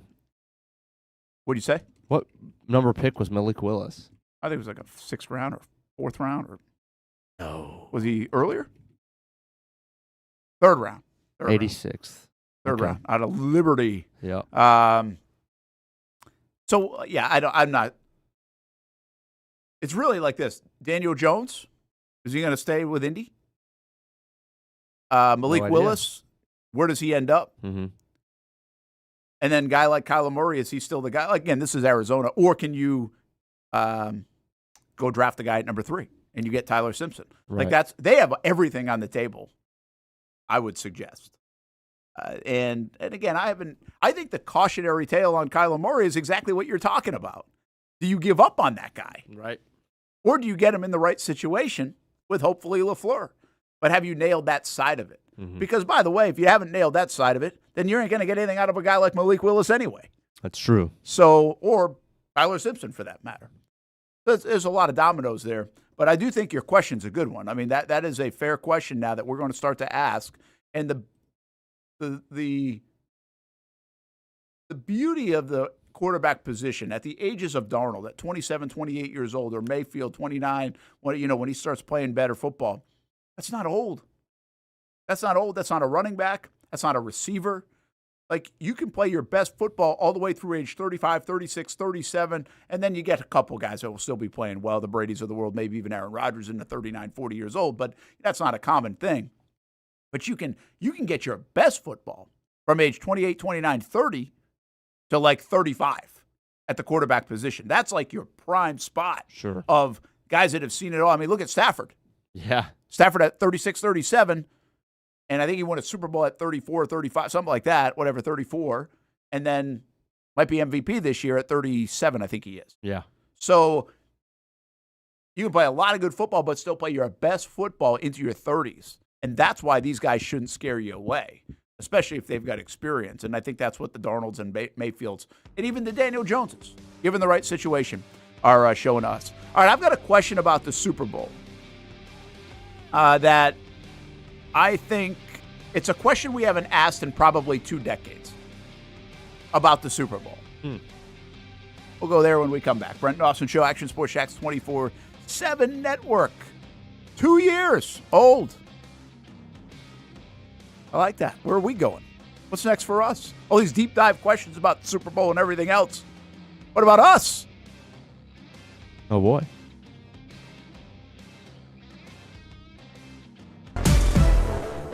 CGC Water Treatment and Plumbing is taking their 75-plus years of expertise and expanding to CGC Home Services. Water treatment and plumbing is still a big part of what they do, and now they can do even more for you. Home services like kitchen and bathroom remodeling, showers, sinks, faucets, toilet repair, backflow testing, and the list keeps going. Find all they can do at cgchomeservices.com or give them a call, 904-298-7052. It's a new look and a new name with the same expertise. They've been serving homes like yours since 1946. CGC Home Services, right here in Jacksonville, off St. John's Bluff Road, 904-298-7052. And visit cgchomeservices.com. Florida license number CFC 1432579. We've been telling you about the Action Sports Jax 24/7 network for over a year now. How to find it, what to see. Simply put, it's TV online. Local sports content all day, every day. Just like this. Did you always want to make history? Like, think that big, or just say, hey, I want to play in the NFL? I always say I wanted to play in the NFL. Cuts it back to her left side, takes a shot, and into the back of the net. Oh, what a pass. Oh, my goodness. What a pass. Say he doesn't make a tackle, you still feel like his presence is felt in every single play. I did have a sense that they wanted to be bold, that they wanted to make a splash.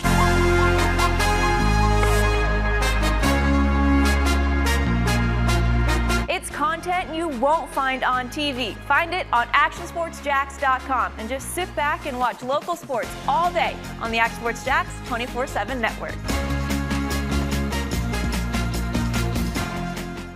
It's one of the hot spots in the area. Welcome you to String Sports Brewery out at the beach. Big crowd on hand tonight. The fans are here. And now the newest hot spot at the beach is open. String Sports Brewery in Jax Beach has opened its doors with rave reviews. We're going to be fans forever. Cozy up to the bar, grab a seat in the sports-themed restaurant, or grab a seat outside and feel that breeze coming off the beach as the weather warms. Just like the original location in Springfield, try the popular beer menu and come for lunch or dinner too, because the food is fantastic. We got a special guest in the house. He's happy. He's feeling good. He's Trayvon Walker. It's where we hosted Jags Report Live in the football season, and the String Sports Brewery staff can't wait to host you. Hey, welcome back here to String Sports Brewery. And if you haven't checked out the new location in Jax Beach, you got to do it. String Sports Brewery, now with 2 locations in Springfield and now open in Jax Beach on Penman Road.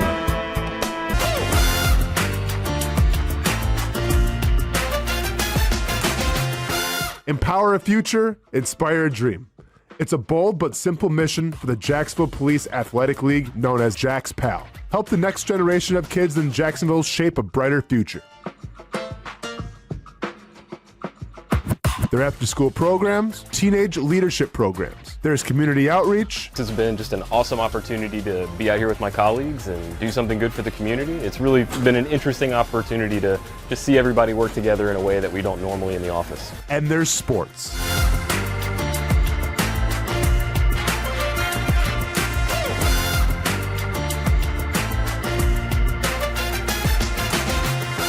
There are also ways you can help the next generation with a donation of any kind.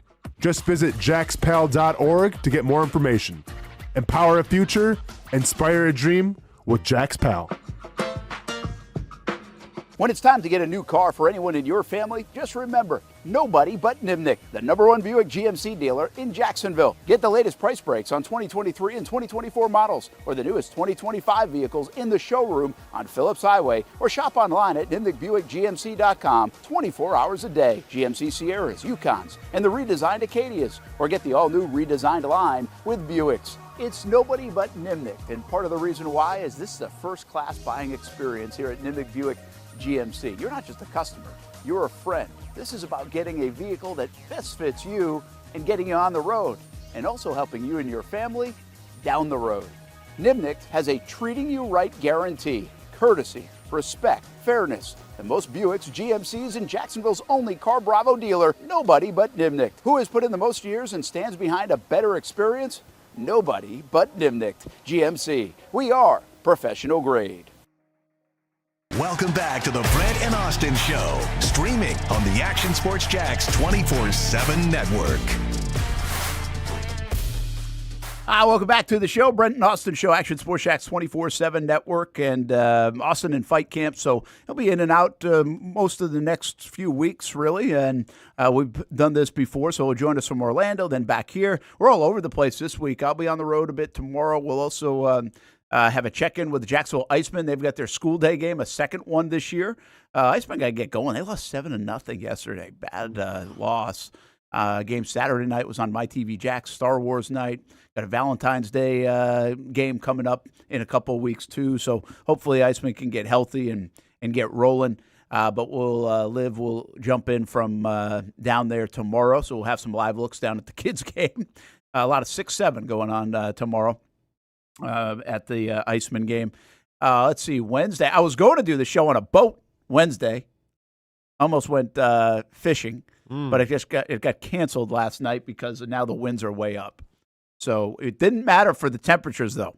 Dude, you would have been. It was amazing. I can't believe I actually signed up for it. Well, but I was like, it's going to get back to 70 by Wednesday, isn't it? I think in the 60s. It's probably like upper 50s, low 60s out there. But it was gonna start at 35. Like we were leaving at 5 a.m. Oh, dude, 35 degrees. You'd have been hating life. I know, but I wanted to do it. These guys have asked, and as we ramp up some of our fishing stuff, and we got the Northeast Florida Wahoo Shootout. I went by their party, the captain's meeting and party on Saturday. Great menu down there.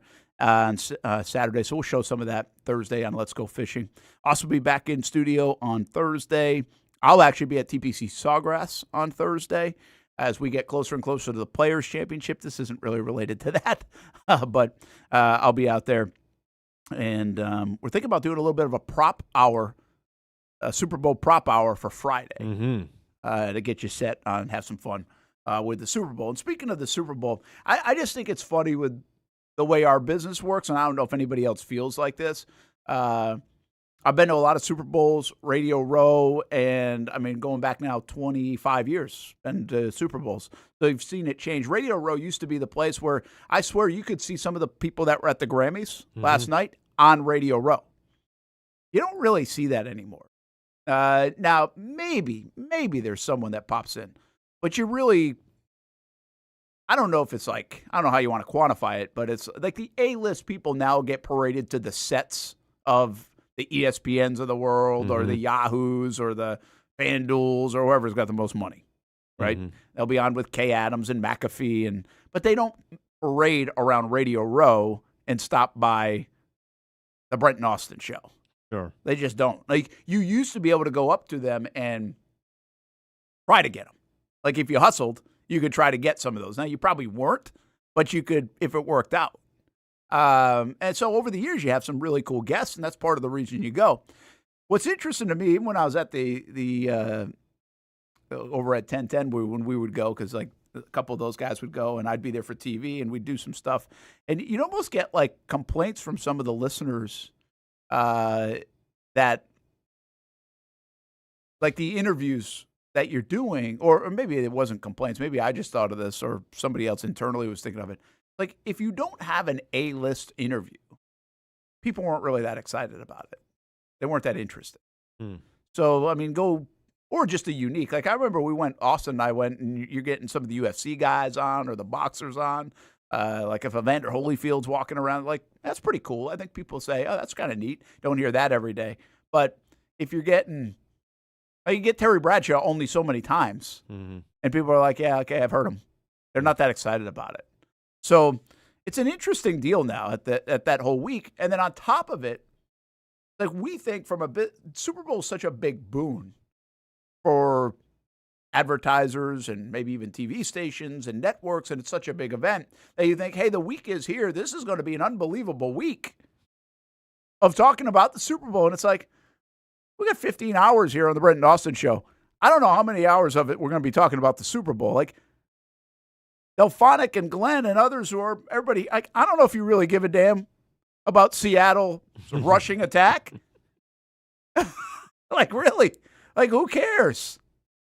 Do people care about the game like that? I guess that's what I'm asking. No, I don't think so. Like, do people care about the breakdown of the game between Seattle and New England? That's not the question, by the way, I teased. I got a different question coming up that I don't think we've asked about the Super Bowl in more than 20 years at least. But like, do people care about this game in that way? Why? You don't want to hear 3 hours of show about Super Bowl 60. I can't imagine. And Sam Darnold versus Drake May. Well, that part's cool. Like, the Sam Darnold story is a cool but that's story. not 3 hours. It's not 3 hours of it. Yeah. I mean, look, But every outlet in America, right? And this is what you realize after a while, is like every outlet in America is talking about the Super Bowl ad nauseum, like all week. Sure. And I mean, if you want it, go get it. They're trying to make headlines, Brent, but especially with, and I agree with you that year after year that this is a thing, but I think especially this year, I mean, between the two teams, there are not many storylines. It's really tough to come up with some stuff. So that's, it's interesting, right? So Sam Darnold's the storyline, in my opinion. I mean, he is the favorite as Super Bowl MVP, which even surprised me. I thought it would be Drake May. That is interesting. Like, I don't think Drake May is even close to a storyline compared to Sam Darnold. I still don't think a lot of people know who Drake May or Sam Darnold, who they are. Like, a lot of the people who watch the Super Bowl, who are only watching the Super Bowl, they don't know who either of these dudes are. My mom, I don't think, knows who That's fair. either of these guys are. Maybe she does. Maybe she just figured out in the NFC Championship, but even that's not much better. If she just figured out who they were last week, it's not great. Not great at all. So give me a serious one. Where would you go with the second biggest storyline of the Super Bowl? Outside of Sam Darnold. Sam Darnold's number one. I think this is a reach, and I get that. But I was at a wedding Saturday, and this dude was bringing it up. So I'm going to go with this. That it's a rematch from all the way back when they threw the ball at the 1 yard line. Oh, so that's like the second one. I think so. Yeah, I don't really think anybody gives a damn about that either. Dude, that's what I'm saying. Nobody on none of those dudes are on either team, but it's just the two logos. Yeah. I think the second storyline is probably, and I don't think it's a great one, but I think, is this the start of the next Patriots dynasty? Like, is this a one-off for the Patriots, or are they building something with Drake May? Have they replaced? Did they do what maybe Indianapolis did, where they went and got Peyton Manning and they replaced them with Andrew Luck? Yeah. Now, again, that didn't mean multiple Super Bowls, but the bottom line is it's very hard to do. Did they do what the Green Bay Packers have done, where you went Brett Favre to Aaron Rodgers to now Jordan Love, where you're talking about 25, 30 years of quarterbacking in a position where many franchises still can't figure it out over the last 30 years to get one of those kind of guys. So I think, yeah, Vrabel getting the Super Bowl in his first year in New England, yeah, that's a good story. Like, they're not bad storylines. But nobody gives a damn about Mike Vrabel getting a Super Bowl in New England other than the people in New England. Yeah, that's fair.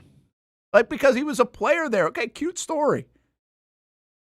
And by the way, like, I'm not sure. I'm trying to say, like, if the Jags were in it against Seattle. With zero storyline. What's the Jaguars in the Super Bowl? That's Which is different than huge. New England being in the Super Bowl. But still, right? at least between the two. But I also teams. think Trevor Lawrence, in a way, number 1 overall pick, generational kind of quarterback, if he has arrived. Mm-hmm. Like, that to me does take on something. That now you've got 2 quarterbacks that you're talking about. If Josh Allen and the Bills are in, you're talking about this is his Super Bowl. That's a storyline. So this brings me to my next point. My next thing is there any pressure on anyone in this game to win the Super Bowl? And I think we always ask that question. Even if Mahomes is going for his 3rd Super Bowl or 4th Super Bowl, whatever it is. Absolutely. We ask because it's a legacy play. I mean, what were we asking? Can he catch Tom Brady? Catch Tom Brady? And the answer was always no to me, and it still is no to me. And I think it's pretty apparent to everybody else, like that's not even on the burner anymore. But Andy Reid, his legacy, when Belichick and Brady are going chasing GOAT status and chasing the history and how far can they stretch it? I mean, the Mannings over the years trying there was to even do pressure the on same thing. Jalen Hurts last year. I think the against Eagles just in general, their place and chasing some legacy, and Hurts trying to get that Super Bowl. Like, yeah, I feel like that's the big bad Eagles, right? And it's a fan base that it's already pressure on a Sunday afternoon in September. So there's pressure built in to be Philly. I mean, come on. The New England Patriots are playing with house money. They shouldn't be here. Right. They won 4 games last year. Yeah. And they really, arguably, shouldn't be here anyway. The way the quarterbacks played and who they've played over the course of this season, you can make the case. Seattle shouldn't be here. Mike McDonald is the head coach. Sam Darnold is the QB. This is gravy. The fact that they're even there is all gravy. Like, you did it. It's Hell, not the lucky to be there advantage. feel, but it's definitely like arrived early. Like, you're in there and you should not have been. Nobody in their fan bases even had any expectation for even the playoffs this year. Yeah. Daniel says any coach getting the Super Bowl in his first year has to be a storyline. I get it. It's a storyline. But the bottom line is Vrabel's been coaching for years. He made it to the AFC Championship at least once. Like, he's won Coach of the Year before. This isn't – now, Liam Cohen would have been a storyline. Mm-hmm. Liam Cohen, first-year coach of any kind, making it to the Super Bowl, now you're talking about a story. But John Harbaugh, if he goes to the Super Bowl with the Giants, it's a huge story because it's the Giants. It's not a huge story because it's the first-year coach of the Giants. Right, the only person I can think of that has any pressure, and this is our big-time reach, Stephon Diggs.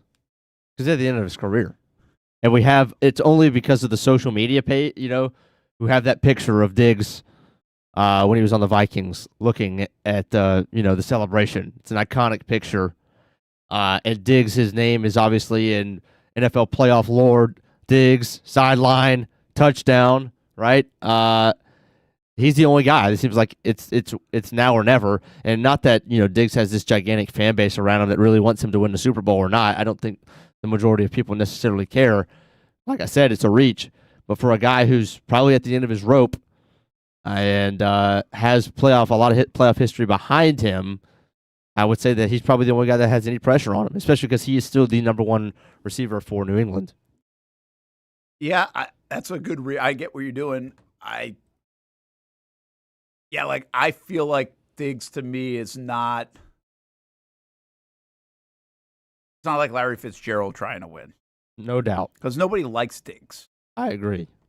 Like, that's the thing. Agree. Like, I shouldn't say nobody, but he's not like a fantasy darling or an emotional darling to you or just like a football fan player. Like, if you pick one side or the other, you probably don't like Diggs. Right. So, yeah, I just find that fascinating. I think you could probably go back at every Super Bowl. And I'm not telling you it's going to be a bad Super Bowl. That doesn't mean it's bad. I'm just talking about the hype train going to the Super Bowl is you got to manufacture it. Yeah. Because there's just not that thing. Like, Mike Vrabel, if he doesn't win, and Drake May, if he doesn't win, they'll all assume we'll be back. No, he might never get back. We know how that works in sports. Same with Darnold. Like, I think Darnold is the story and also the pressure because this is it, man.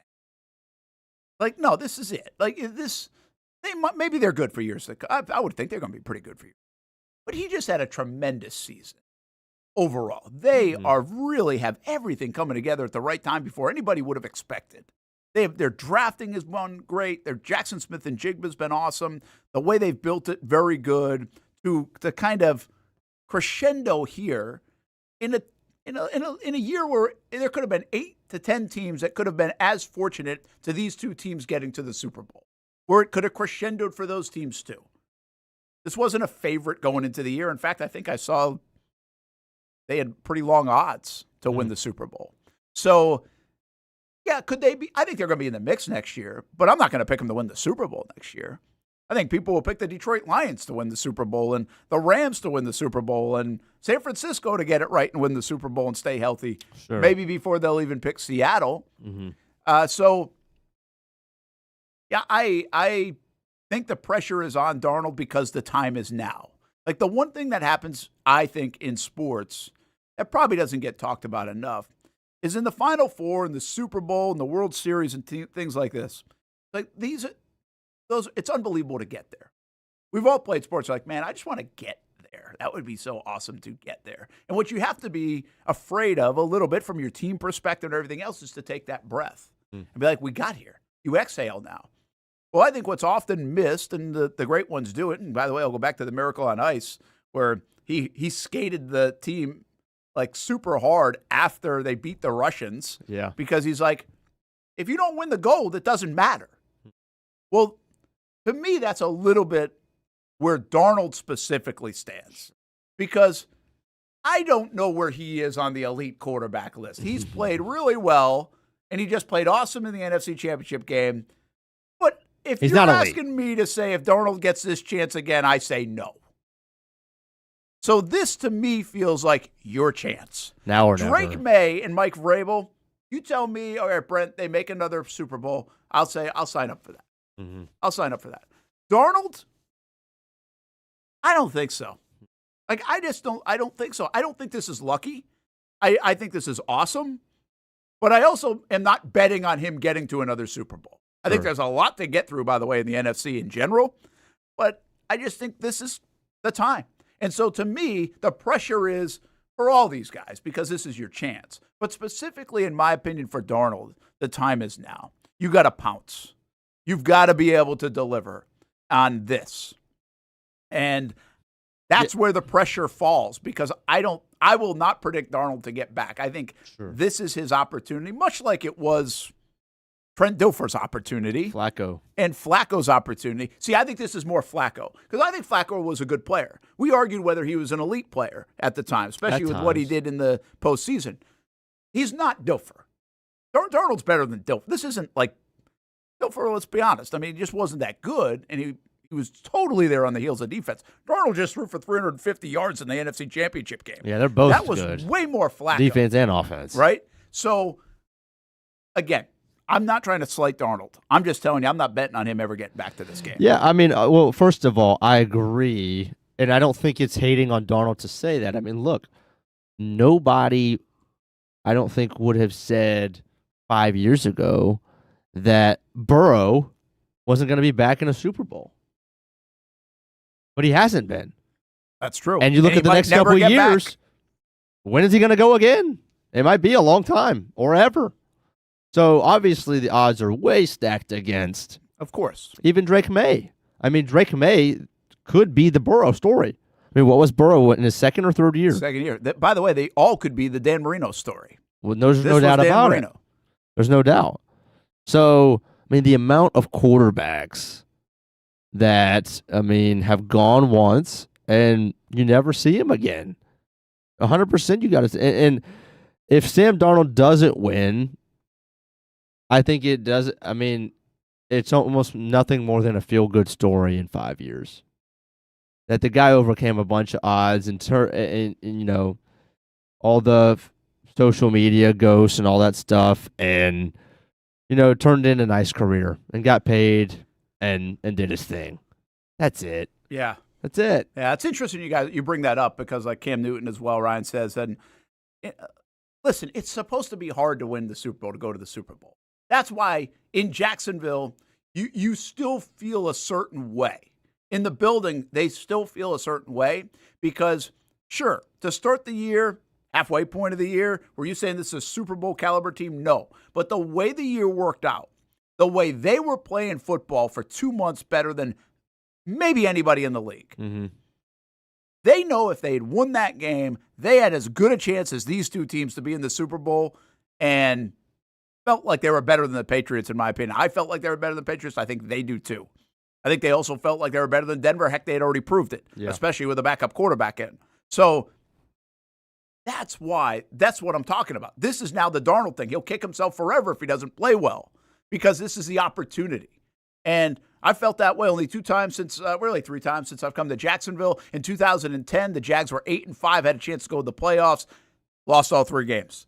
In 2023, the opportunity to go back-to-back years and have some sustained success in Jacksonville was there.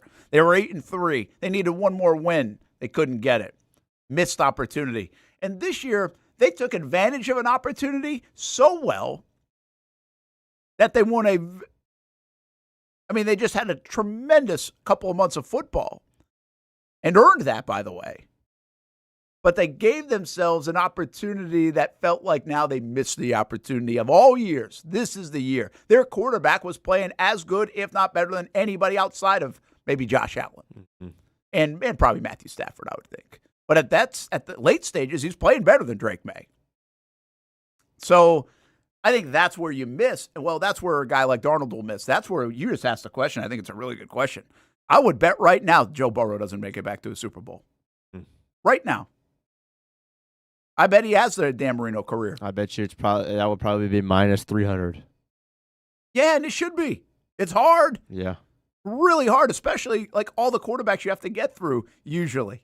And I think we have more of them than ever. We had that conversation in the season that there are more quarterbacks that teams feel like they have their guy that can get where you want to go.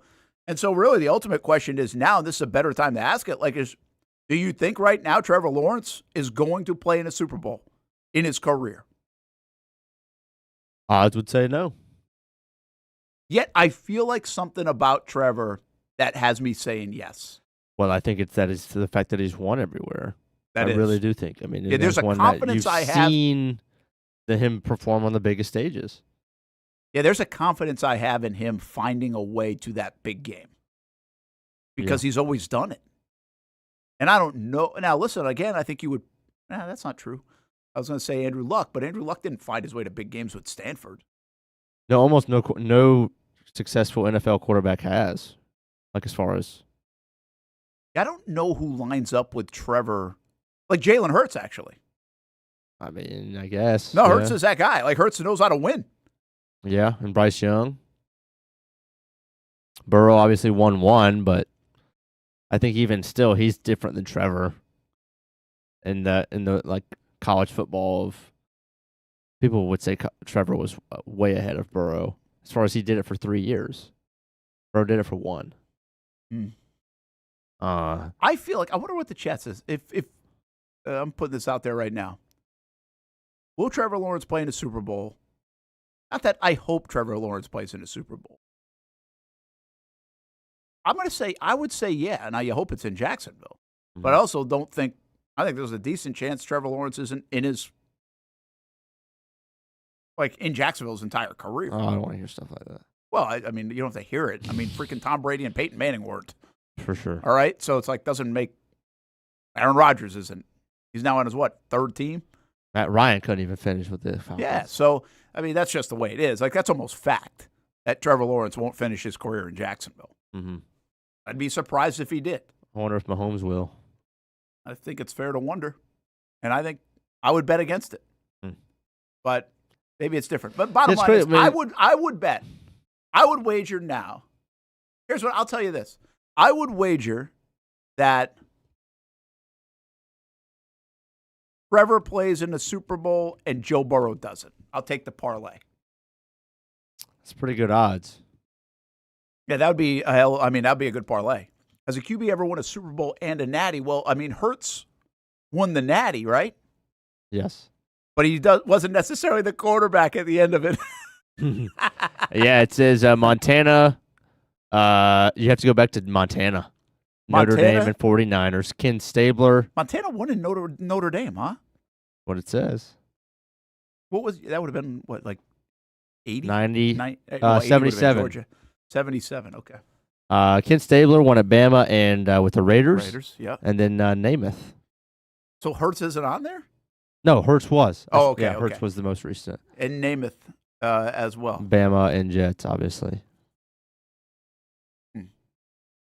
65-35, Trevor plays in Super Bowl for Jaguars. That's a pretty high odds, Daniel Kilkenny. That's really high odds. I'm going to say that Trevor Lawrence is with the Jags at least he's 26. I think he'll be with the Jags. Again, it's just halfway through this season, people are talking about him not being with the Jags, okay? That's insane. Yeah. And they're also pointing to, look what they did with Jared Goff. You know what I mean? The Rams organization, that is. I still think Trevor will be a part of this organization until he's like 35 at least. But if he's playing after 35, I just think all that goes out the window. Hang it up. You just don't know. Yeah. So if that that means the Jags make the Super Bowl in the next 10 years. And when you say it like that, it's like, damn, it's hard to imagine, right? Really hard to imagine. Took a big hit. It's hard to imagine just because it's hard to imagine. That's it. But I do think the rest of this decade, there's a real I think they're primed right now, but I've said this before. I just think they're primed now. You got the stadium coming. You've got Trevor looks like if this is who he is, now he's going to lead you. It looks like Cohen and this regime are right. Like, who wouldn't buy into that right now? Sure. Now, I know it can go like in a hurry. We're well aware. Yeah, we've experienced it. I think I might have said this in 2022, in the early part of 23. So here we go again. But I would suspect in the next, coming up on the 26th season, through this decade, that's 5 years, 26, 27, 28, 29, 30. I think the Jags will have a real chance and put themselves in a position to be in the Super Bowl. So I'm going to bet for it. It feels like it can happen. But, man, you know how many times they probably said this in Houston? They can't even win a second-round playoff game. Why would they have said it all that much in Houston? Well, because at time they had Deshaun Watson, who they thought was one of the best quarterbacks in the league. Okay. You know how many times they said this in Indianapolis? No doubt. And they went once. Right. So it's hard. You know how many times they're saying it in Buffalo? Yeah, Delphonic, I'm not sure about that. Like next year, maybe. I do think the next 3 years, there's a real opportunity. Because here's the other thing you should bet against. Once you get to that 5-year mark, even if you like Liam Cohen as a coach, the chances of him staying after 5 years are slim. So, I mean, it's so hard. And again, that's why the opportunity knocked. Now, again, should they have been in the Super Bowl this year? No. They won 4 games, but the Patriots shouldn't either. So maybe they should have. Maybe they should have. I mean, listen, the difference between the Patriots and the Jags, probably a schedule a little bit from a home game standpoint, a draw in the postseason. No doubt. And I think the other one is they had like $300 million they spent and they hit. They did hit. So Ripley says, I personally believe the next 3 to 5 years, Jags will be the best that we have been since Coughlin years. I would agree with that. But you could still not go. I feel like that too. Oh, yeah. I mean, heck, they were really good and didn't go. So I feel that too. I don't think it's a pipe dream over the next 5 years to think exactly what Rip just said. I believe the sustainability is here. Because I believe in Trevor. I've been a Trevor guy even when things weren't unbelievable. And now I really believe in the regime, and I think you should, and everybody does. So Delphonic, he's big on next year. And I listen, there's reason for that too. I think it'll be really interesting to see what this team is. I don't think they're running it back. I think there are going to be some changes for this football team. And do they make the right one? But if we're sitting here 10 months ago, we were talking about why are they getting rid of Evan Ingram and Christian Kirk? Questions like that. So it's a little bit trust the franchise, but really to me it's trust the quarterback because two things. One, it looks like he found it and they found it, and that could get better. I'm not even going to say it gets better. If it can stay the way it was for a full season, you're going to have a chance. The other thing is I believe in the quarterback that he's a winner. And people that win, they win. That plays out. I think, almost on the business side of things. If you know anybody that's got money, you're like, how the heck did they always find money? They got money. They just find a way to get money. Some people can do that. I think Trevor knows how to win games in the sport of football. I think he's proven that.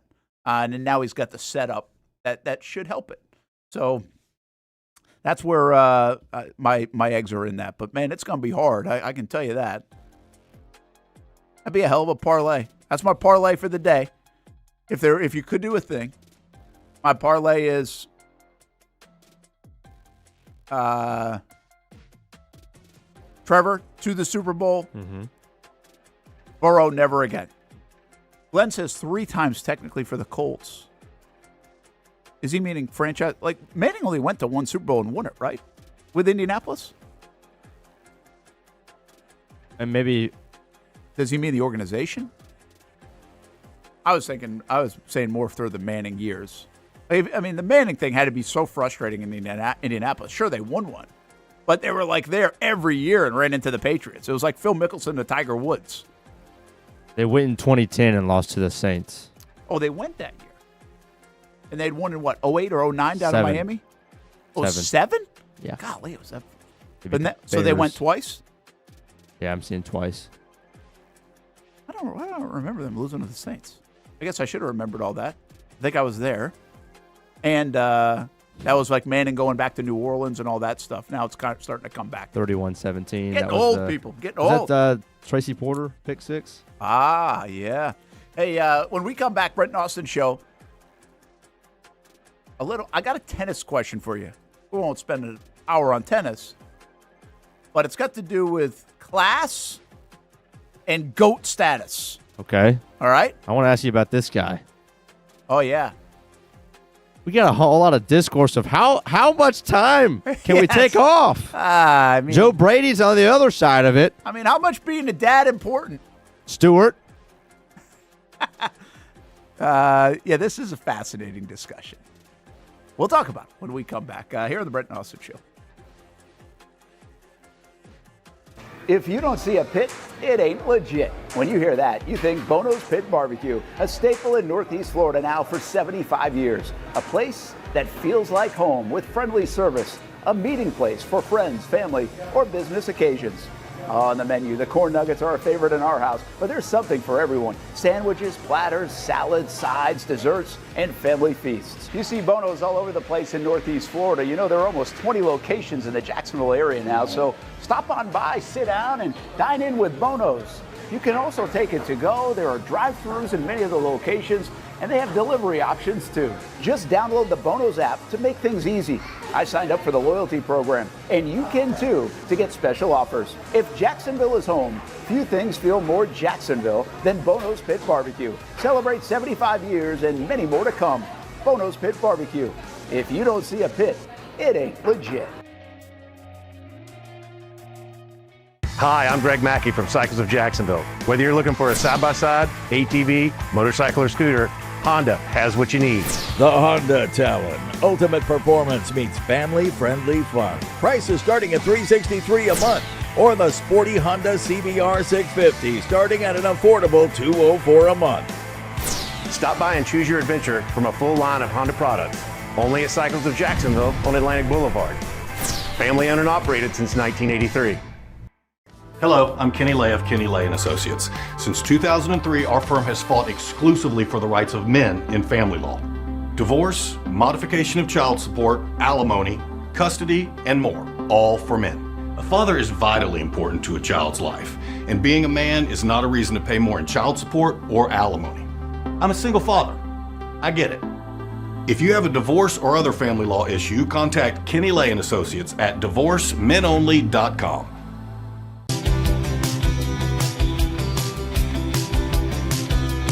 Welcome inside the Armor Guard exterior and gutter helmet showroom. There's a lot going on, like glass exteriors, replacement windows, and down there we have the retractable screens and awnings, plus hurricane protection. Let's talk more about those gutters, and to do that, we bring in Kevin. He's the owner, he's the expert. Why Gutter Helmet? Well, Gutter Helmet's truly the only maintenance-free product. It lets the trash and debris go on the ground, the water wraps around and goes inside.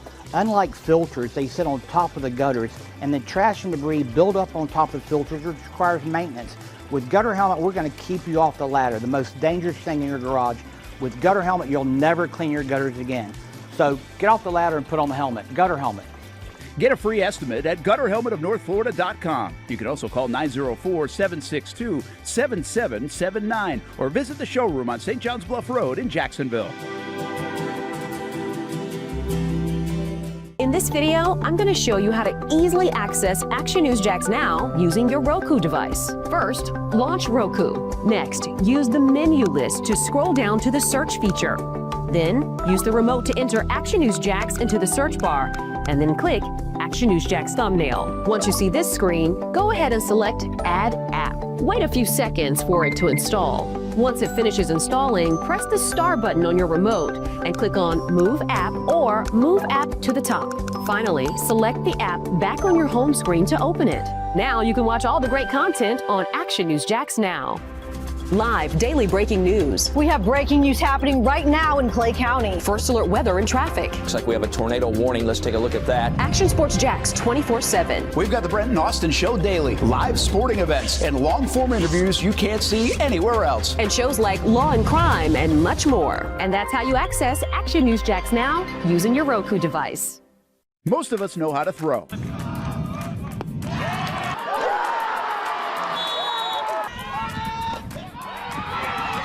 But you need to know what to throw. I'm not talking about footballs, baseballs, softballs. We're talking about those items you need to recycle. Republic Services explains it easy. Recycling simplified. 1. Know what to throw. When in doubt, throw it out. 2. Empty, clean, and dry those materials. It takes an extra minute, but it makes a big difference. And 3. Don't bag it. This makes the recycling process faster and more efficient. This is a look at the Republic Services North Florida Recycling Center. You can make this process even more efficient. By utilizing those 3 steps, Republic Services can help you become a better recycler in your home. Learn more at recyclingsimplified.com. Welcome back to the Brent and Austen Show, streaming on the Action Sports Jax 24/7 network. All right, so Minnesota fires their GM, and paternity leave becomes a big topic. Welcome to the NFL, right? Yeah. That's this is a weird. Okay, this is to me. This isn't like a long conversation topic. I don't know why Minnesota made the move at the time they made the move. Right? He had just gotten back from the Senior Bowl. He spent the last 3 days in Mobile. Yeah, some of that stuff is weird. It's kind of like the Jets. The Jets are such a mess, in part because they're keeping Aaron Glenn, but fired like every coach on the staff. Yeah, and they did it late. Yeah, like why would you do that? Like, make a decision. And now you got to hire new people and blah blah blah, all the stuff while everybody else is hiring new people. The Minnesota situation is what it is. What it seems like is they picked Kevin O'Connell over him. Right. Right? They picked the head coach over the GM. And, yeah, like Delphonic says, if he had multiple Pro Bowlers, all-pro players, paternity wouldn't be a big deal. I think I read somewhere like after that situation, he went 14-3 the next year. Minnesota was 14-3 after it. Yeah. But he hasn't drafted well. Leaked out is there were some undertones that people weren't too happy about when he did leave in camp for 2 weeks. Yes. When they had a baby and camp stuff. Yeah, but honestly, I guess it's hard because you got 2 weeks of camp. You're evaluating your roster. Yeah. That is a hard time to go. Yeah. I'm trying to comp it. If I got a kid and the Jags are going to the Super Bowl and we got, am I taking a paternity leave around the Super Bowl? Or am I covering the Jags? Well, I can tell you what I'm doing. I'm covering the Jags. Now, that doesn't mean he should. I'm just saying I know what I'm doing. I'm not, for 2 weeks, let's just say it's a 2-week paternity leave. What if it's the birth of your child? Well, you probably find a way to be there for the birth of your child. I mean, I don't want to sound like old guy, this is what we used to do type of thing. But I mean, I took 3 days off anyway. And then went back to work. Yeah. This is a new thing. For you guys, this is common. Mm-hmm. But I'm not that old. This isn't 1960 I'm talking about. It's not a common thing. 2 weeks maybe. 6 weeks now is a common thing. That is not a common thing from the world we grew up in. Mm-hmm. It's just not. It's eye-popping. When you hear somebody say they've got 6 weeks of paternity leave, which if I had a kid right now, I could take 6 weeks. But that is not normal to people my age. And so that's normal to people your age. Mm-hmm. But that is you're doing what? Seriously. I said to Stuart, I was are you sure you want to do that? You want to stay home for 6 weeks right after you have a kid? Yeah, I don't know. And good for him. He did it. They enjoyed it. Good. Whatever. Do what you got to do. And I think a lot of the ways you do the 6 weeks is you can take it at various times. You don't have to take it all at once. Some people take it all at once. Some people take it over the course of a 52-week calendar year. So to each their own. It doesn't matter to me. But I know I wouldn't be doing it. And having done it, 6 weeks right after is, you're basically helping mom. You're not really being dad. Yeah. That's what you're doing, which is great. Admirable. Same thing. But I think that's where, this is a really weird one to talk about because this is new. 6 weeks paternity leave. I don't know when that started and became normal, but I'm talking in the last 10 years. No doubt. This is not a new thing. 2 weeks or a week off, that was seemingly the norm. Or at least the world I was growing up in, and even in my early years in this business. Now, we don't operate like a lot of businesses in our business either. Right. So that's also noted. But deciding between 54-90 camp is not the same as in the Super Bowl. I'm not saying he should have taken the time off, but it's not like he took off during the draft. I get it, Delphonic. Yeah, I think what's interesting about this conversation is you got to say oh, yeah, he should get as much time as he needs as a dad. Okay, but your job is different and you're getting paid millions of dollars. There's that. Guess what? When you get paid millions of dollars, your job ain't the same as some sales guy upstairs making 75. Mm-hmm. It's just not. It comes with sacrifices. I always think the fascinating one was if Trevor stayed healthy, there was a real chance the Jags would have played the weekend they gave birth to the kid. And what was he going to do? It could have been a play. It could have been a win and you're in. He wasn't healthy, turned out, last year, and they weren't good. Right. What would he have done? In that, you're getting paid $55 million. Should you be there for the birth of your child? Yeah. Should you be there for your team at $55 million? Yeah. Both can be true. Mm-hmm. Both of these things can be true. I know me, and this probably makes me bad dad and bad family guy. I'd be playing. I'll see the kid in a couple hours on my private jet.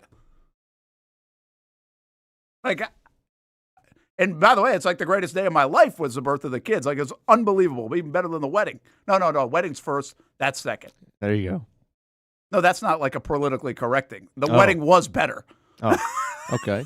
Like the wedding was better, but the kids' moment was like really awesome too. Like it really was. That 5 minutes was amazing. At least my 5 minutes was more for Steph. But so yeah, like you should be there and all that stuff. But it's a life moment. But sometimes duty calls. Yeah, this got a lot of heat. Or not necessarily heat, but discourse just because it came off the heels of Joe Brady's intro press this conference. Is the other side of it. Where he was like, yeah, I mean, shout out to my wife because, like, I've missed the birth of my child. The coach. Yeah, and that, like, I think people say, like, it shouldn't be it shouldn't be a badge of honor. Like, this stuff shouldn't fall under the badge of honor. Right. Like, hey, Hamby, you got 6 weeks off when your kid was born. I took 3. I'm not bragging about it. I just didn't think there was anything for me to do. So I went back to work. And I think that's just as much okay as taking the 6 weeks, by the way. Like, I don't know how that changes. Like, I don't really feel like that changes. It just depends on your setup. So, like, I don't really feel like, I think everybody wants to put this in a category, like the right and wrong category. Like, Joe Brady and his wife, if they're fine with him, like, missing the birth of, so be it. Like, that would be insane. Yeah, I mean, you know what? I don't think Joe Brady missing the birth of his child is why he's the head coach of the Buffalo Bills. But guess what? Part of what he does now has their family set for life as the head coach of the Buffalo Bills. No doubt.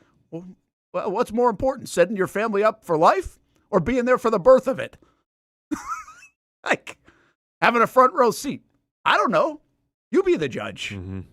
That's up to you. It's really not up to you to decide what's good for me.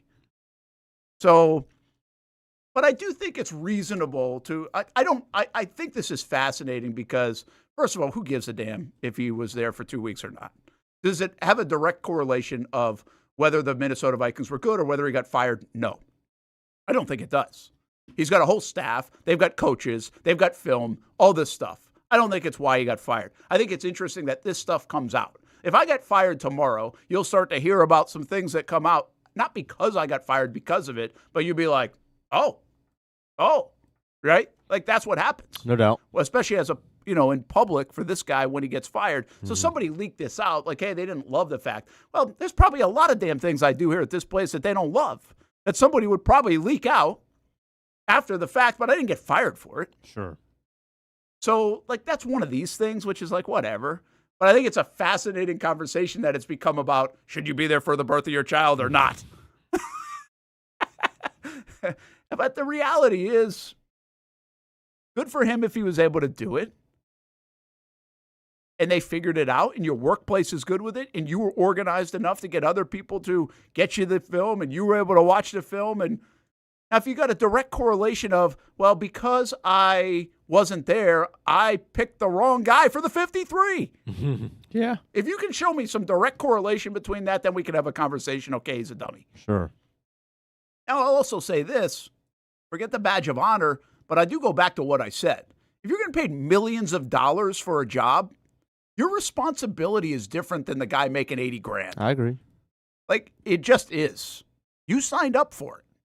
And so did your family, or you signed your family up for it, whether they want to or not. I mean, and that's a lot like this business, and you're not making millions of dollars. But guess what? Got to work that Christmas and Thanksgiving sometimes. Corporate America sure as hell doesn't. That's just the way it goes. But guess what? You get to go cover the Super Bowl sometimes too. Oh, cool. That's a trade-off, right? So, yeah, it's a fascinating one. I can't believe like how these topics get going. This is the silly season in a way. You going to take 6 weeks when you have a kid? No. No? Why? You can't get it. I like what I do more than I like sitting at home. Well, it's kind of like if you've got the setup at home too, right? Yeah, I mean, maybe take a week or two, but 6 weeks, man. I mean, you're not that useful. At least for me. I mean, I don't know. Who knows? Yeah, you might change. But I'm like, I'm not that helpful. I can help out without being there all day. What would have been fascinating is if he took the whole 6 weeks instead of the 2. That's different. Yeah, I think that's different. We're having a different story there. He's getting he might have been fired for that. Or just not allowed. Well, the owner probably would have just said no. Yeah. Yeah, Glenn. Philip Rivers has 25 kids. Was he there for all of the births? It's a great question. I don't know if he was. That's a really good question. Unless they had some... Hey, if he was, they have tremendous timing. Right. You know? Very detailed, precise.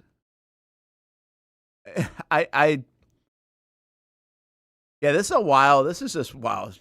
Someone who has 0 family help and a wife who recovered from a C-section. I wish I could have stayed home for 6 weeks. Yeah. That's again. Different situation. I had the wife C-section, 2 kids, twins, but there was family in town. And quite frankly, getting to work was a hell of a break. So, totally different if you don't have family.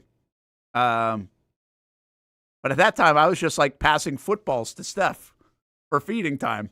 Like that was my job. Yeah.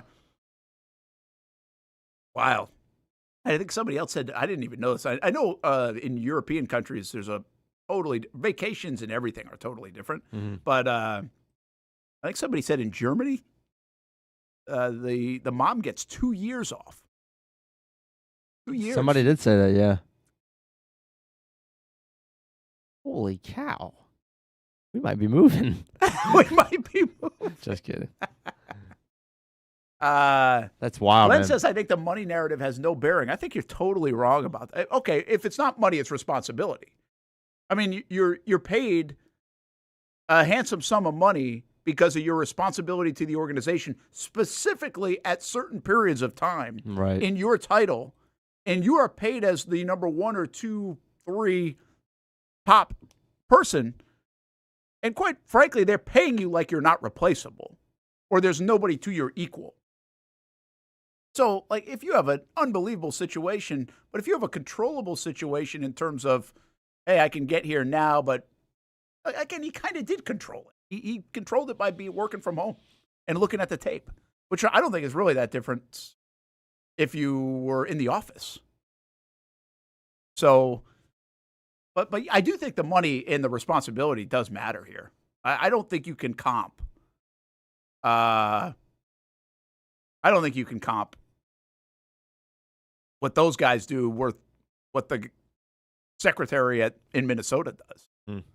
You know, or something like that. So but I'm not fighting for paternity rights. You got your 6 weeks. Get it if you can get it. Take it if you can take it.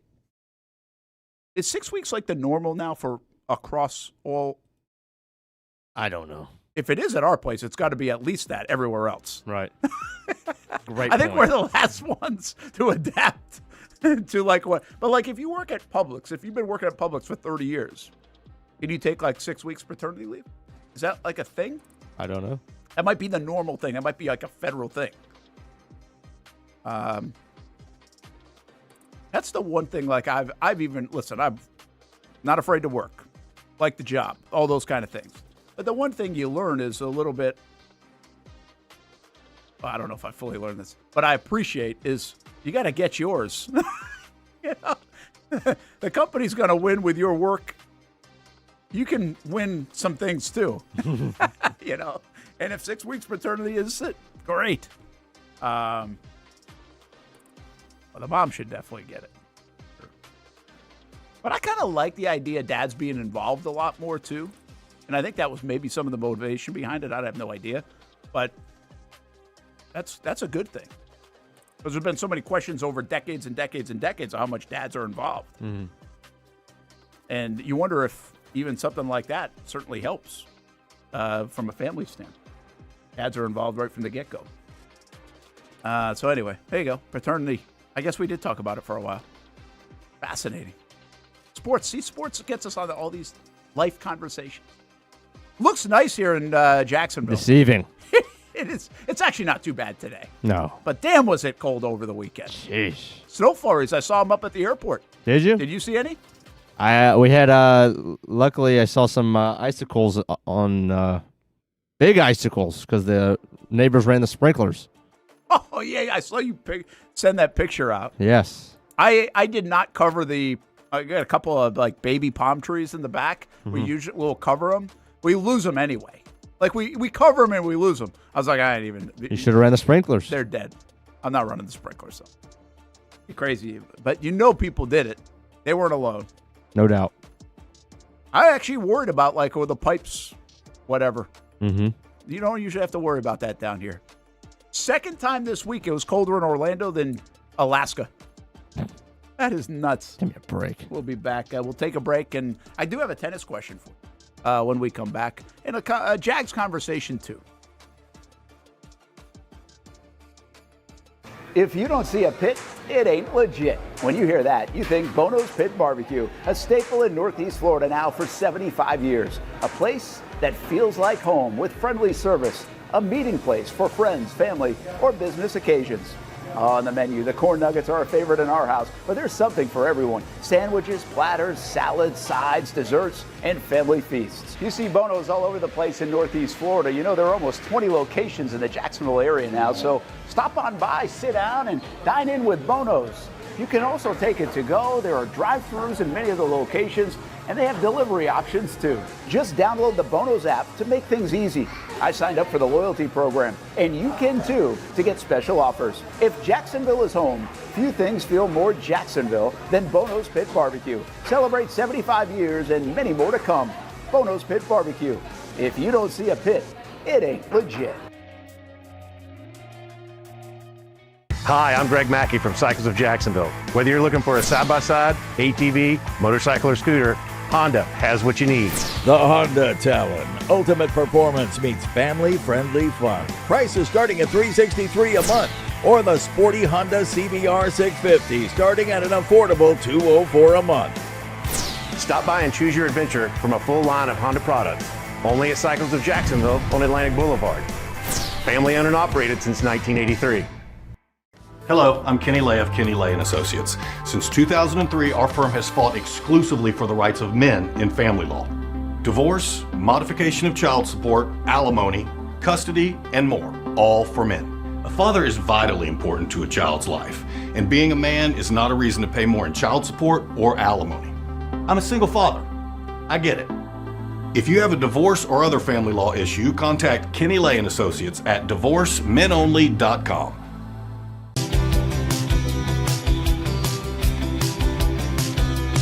Welcome inside the Armor Guard exterior and gutter helmet showroom. There's a lot going on, like glass exteriors, replacement windows, and down there we have the retractable screens and awnings, plus hurricane protection. Let's talk more about those gutters, and to do that, we bring in Kevin. He's the owner, he's the expert. Why Gutter Helmet? Well, Gutter Helmet's truly the only maintenance-free product. It lets the trash and debris go on the ground, the water wraps around and goes inside. Unlike filters, they sit on top of the gutters, and the trash and debris build up on top of filters, which requires maintenance. With Gutter Helmet, we're going to keep you off the ladder, the most dangerous thing in your garage. With Gutter Helmet, you'll never clean your gutters again. So get off the ladder and put on the helmet. Gutter Helmet. Get a free estimate at gutterhelmetofnorthflorida.com. You can also call 904-762-7779 or visit the showroom on St. John's Bluff Road in Jacksonville. In this video, I'm going to show you how to easily access Action News Jax Now using your Roku device. First, launch Roku. Next, use the menu list to scroll down to the search feature. Then, use the remote to enter Action News Jax into the search bar, and then click Action News Jax thumbnail. Once you see this screen, go ahead and select Add App. Wait a few seconds for it to install. Once it finishes installing, press the star button on your remote and click on Move App or Move App to the top. Finally, select the app back on your home screen to open it. Now you can watch all the great content on Action News Jax Now.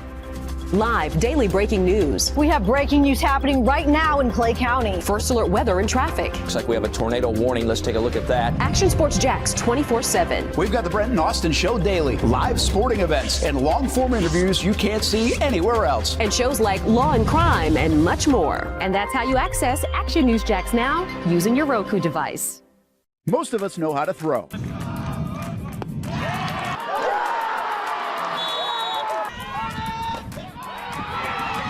but you need to know what to throw. I'm not talking about footballs, baseballs, softballs. We're talking about those items you need to recycle. Republic Services explains it easy. Recycling simplified. 1. Know what to throw. When in doubt, throw it out. 2. Empty, clean, and dry those materials. It takes an extra minute, but it makes a big difference. And 3. Don't bag it. This makes the recycling process faster and more efficient.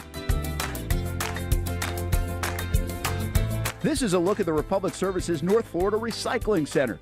You can make this process even more efficient. By utilizing those 3 steps, Republic Services can help you become a better recycler in your home. Learn more at recyclingsimplified.com. Welcome back to the Brent and Austen Show, streaming on the Action Sports Jacks 24/7 network. I saw this. This is incredible. First, hold on. I got to get it out of slow motion. All right. Dude. Wow. Well, it's not like he makes it look like it's on his face. It really isn't. But still, look at where he starts. Nah, I know. It's great. And you know what this was, right? This was an apology. Of course. Yes, he is distraught. Because he's heartbroken. Because he hit her, right, with the Yes. ball, with the volleyball? Or was it a volleyball? Yeah. I think it was volleyball. Yeah. Boom. Oh, golly. Dude, this is sliding on turf for the first time in a baseball game. You don't realize you're going to kid an extra 3, 4, 5 feet, and you slide 8 feet past the bag. Yeah. I'll tell you what, she took that volleyball off Well, the I mean, bat. it was. Well, She's got a little padding in that sweater, Brent, off the shoulder. There's one bow, 2 bow. I thought at first it hit her in the side. 3 bow. Brent, 4 bow. 5.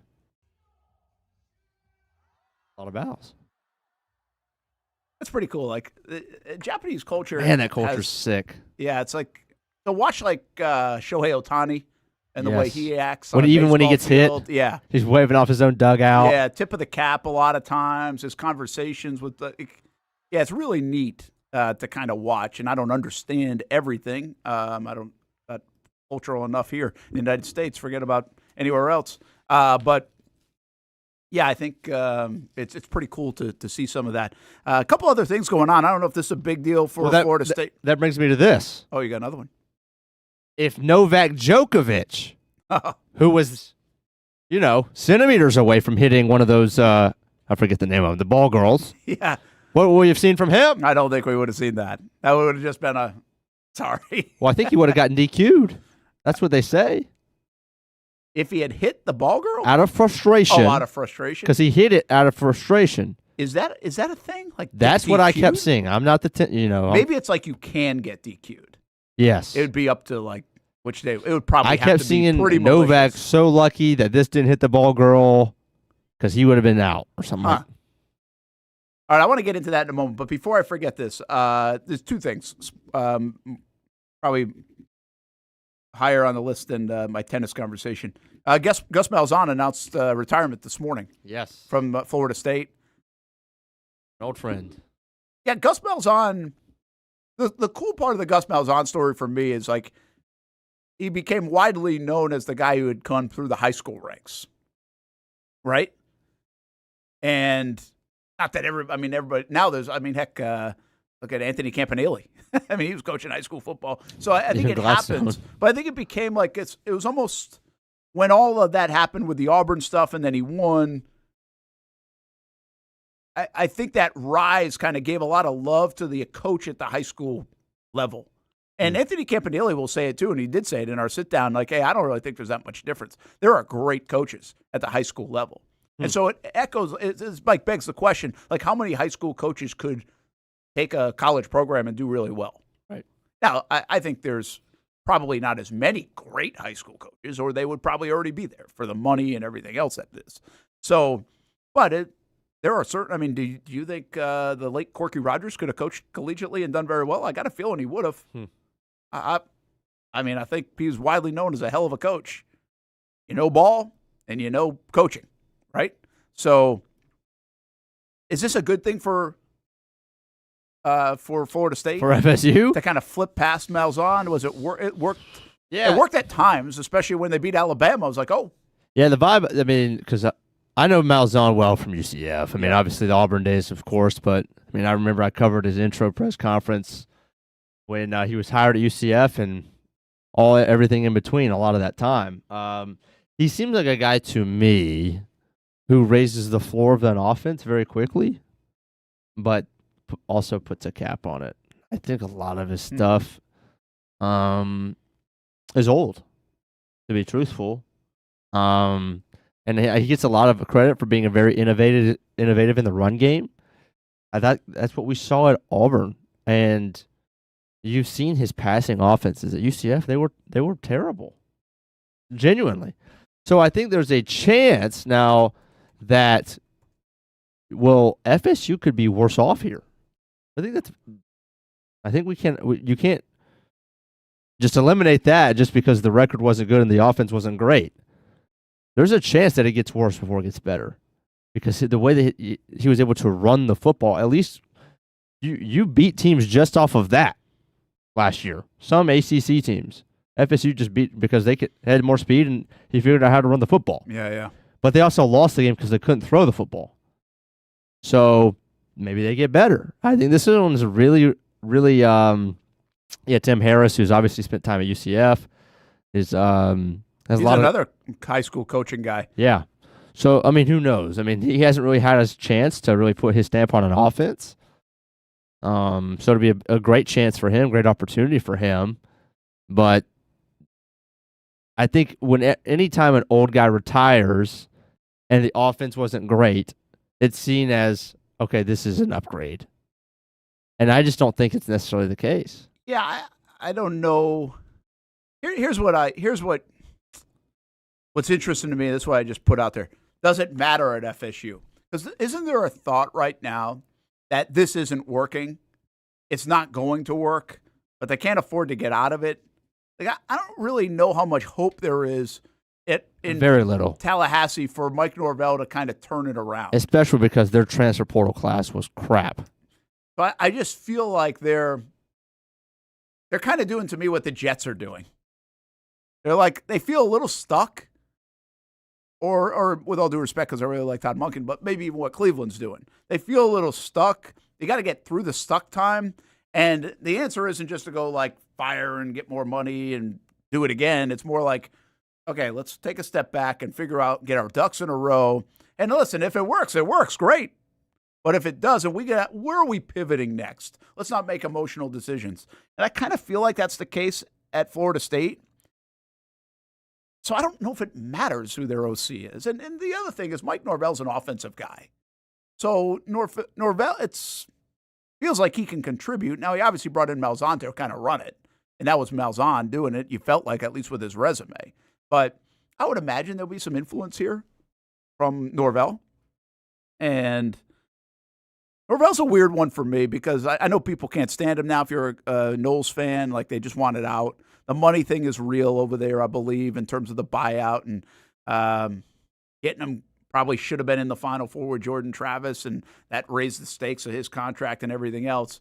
And what he did in that portal window was so good, and now it looks like it's not good at all. It's like he's lost touch. And that's really where I go with the Malzahn part of this.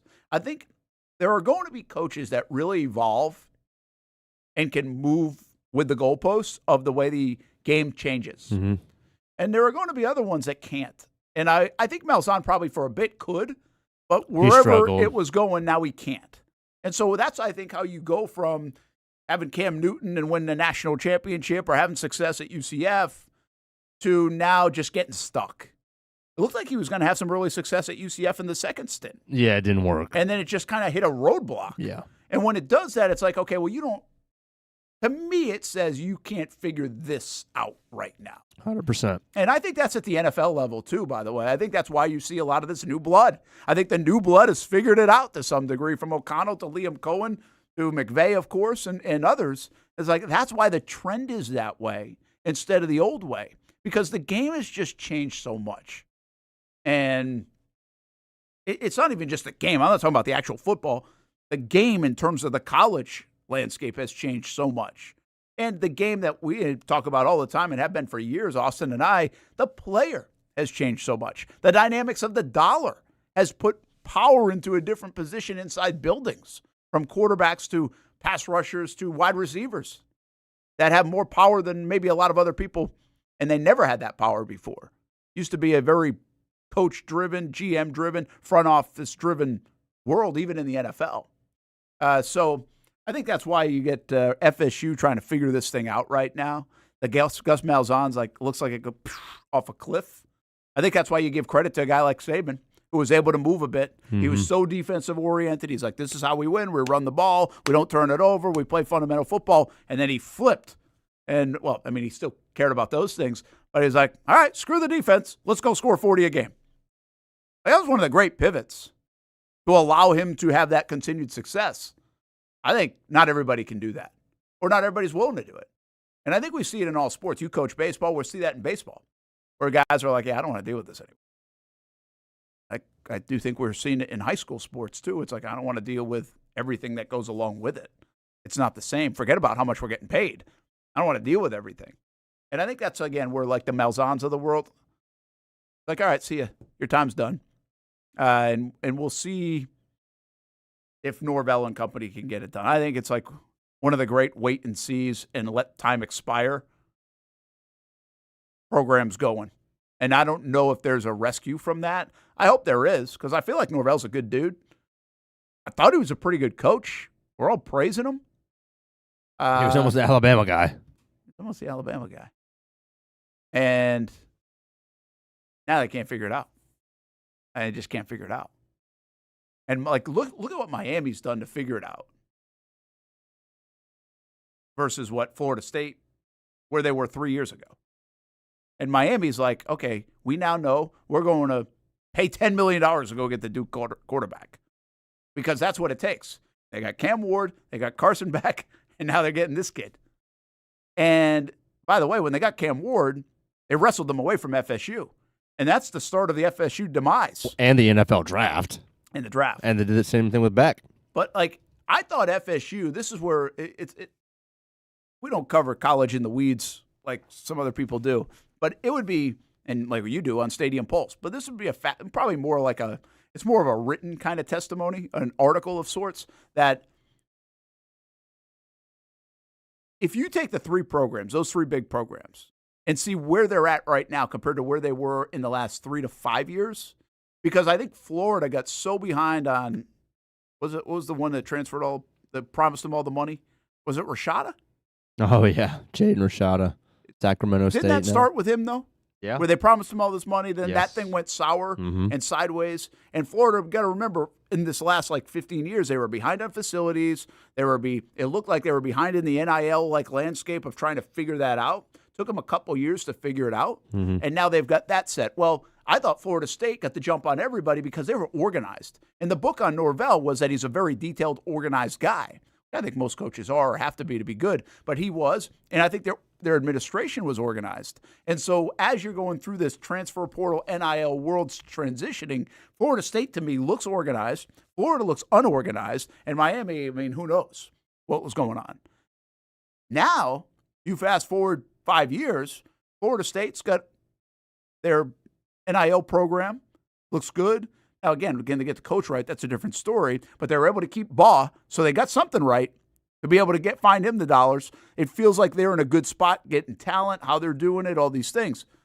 Miami has certainly turned it around big time because of what they've been able to do at the quarterback position to recruit that to go along with everything else that Cristobal's doing. They seem very organized in what they're trying to do. And now it's Florida State that looks lost.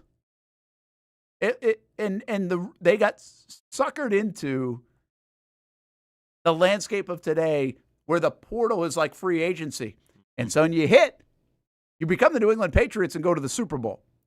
When you miss and you're spending all this money, you can very much end up like the New York Jets.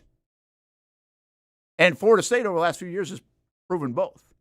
They didn't get a good balance of where to put the right dollars, who to go get, and recruit the kid. They just don't have a good balance of it right now.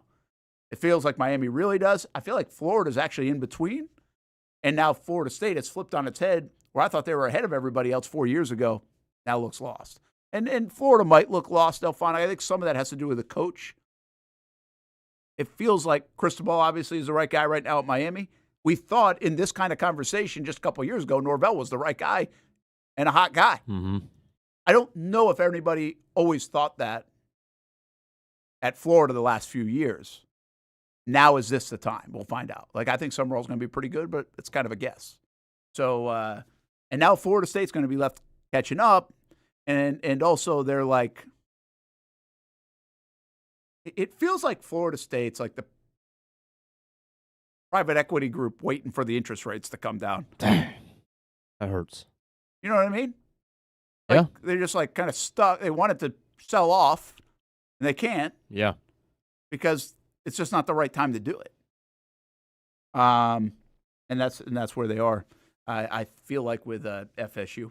So what else do I want to get to? Oh, back at the Florida real quick. The Gators are really good in basketball. Oh, yeah. Like, they're ranked 19th. Don't be fooled. I was rooting for them, actually. A quick thought on the basketball part. And I don't think anybody wants to hear this because we know how it works in the NCAA tournament. I understand it's guard-oriented. But the Gators just scored, they scored 96, 98 points yesterday? They score 100?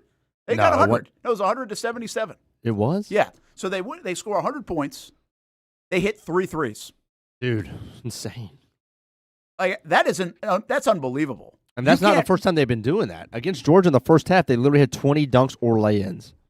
You cannot find me a basketball game on the planet, I don't think anymore, even in the NBA, where a team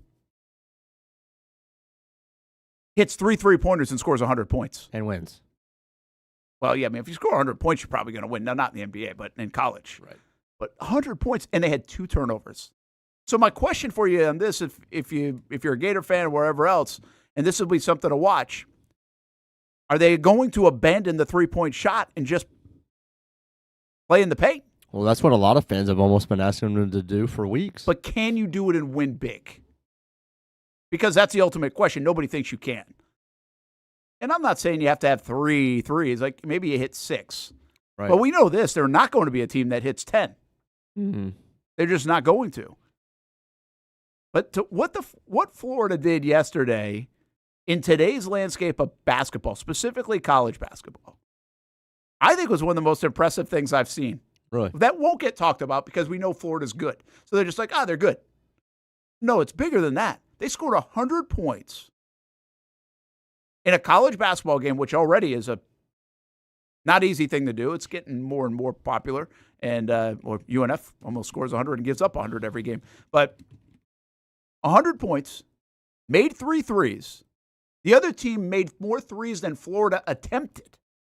And Florida turned it over just twice. They scored 100 points and turned it over twice. They only attempted 13 threes. I think, and I think they can do it. Like, I think they can play like this. Yeah.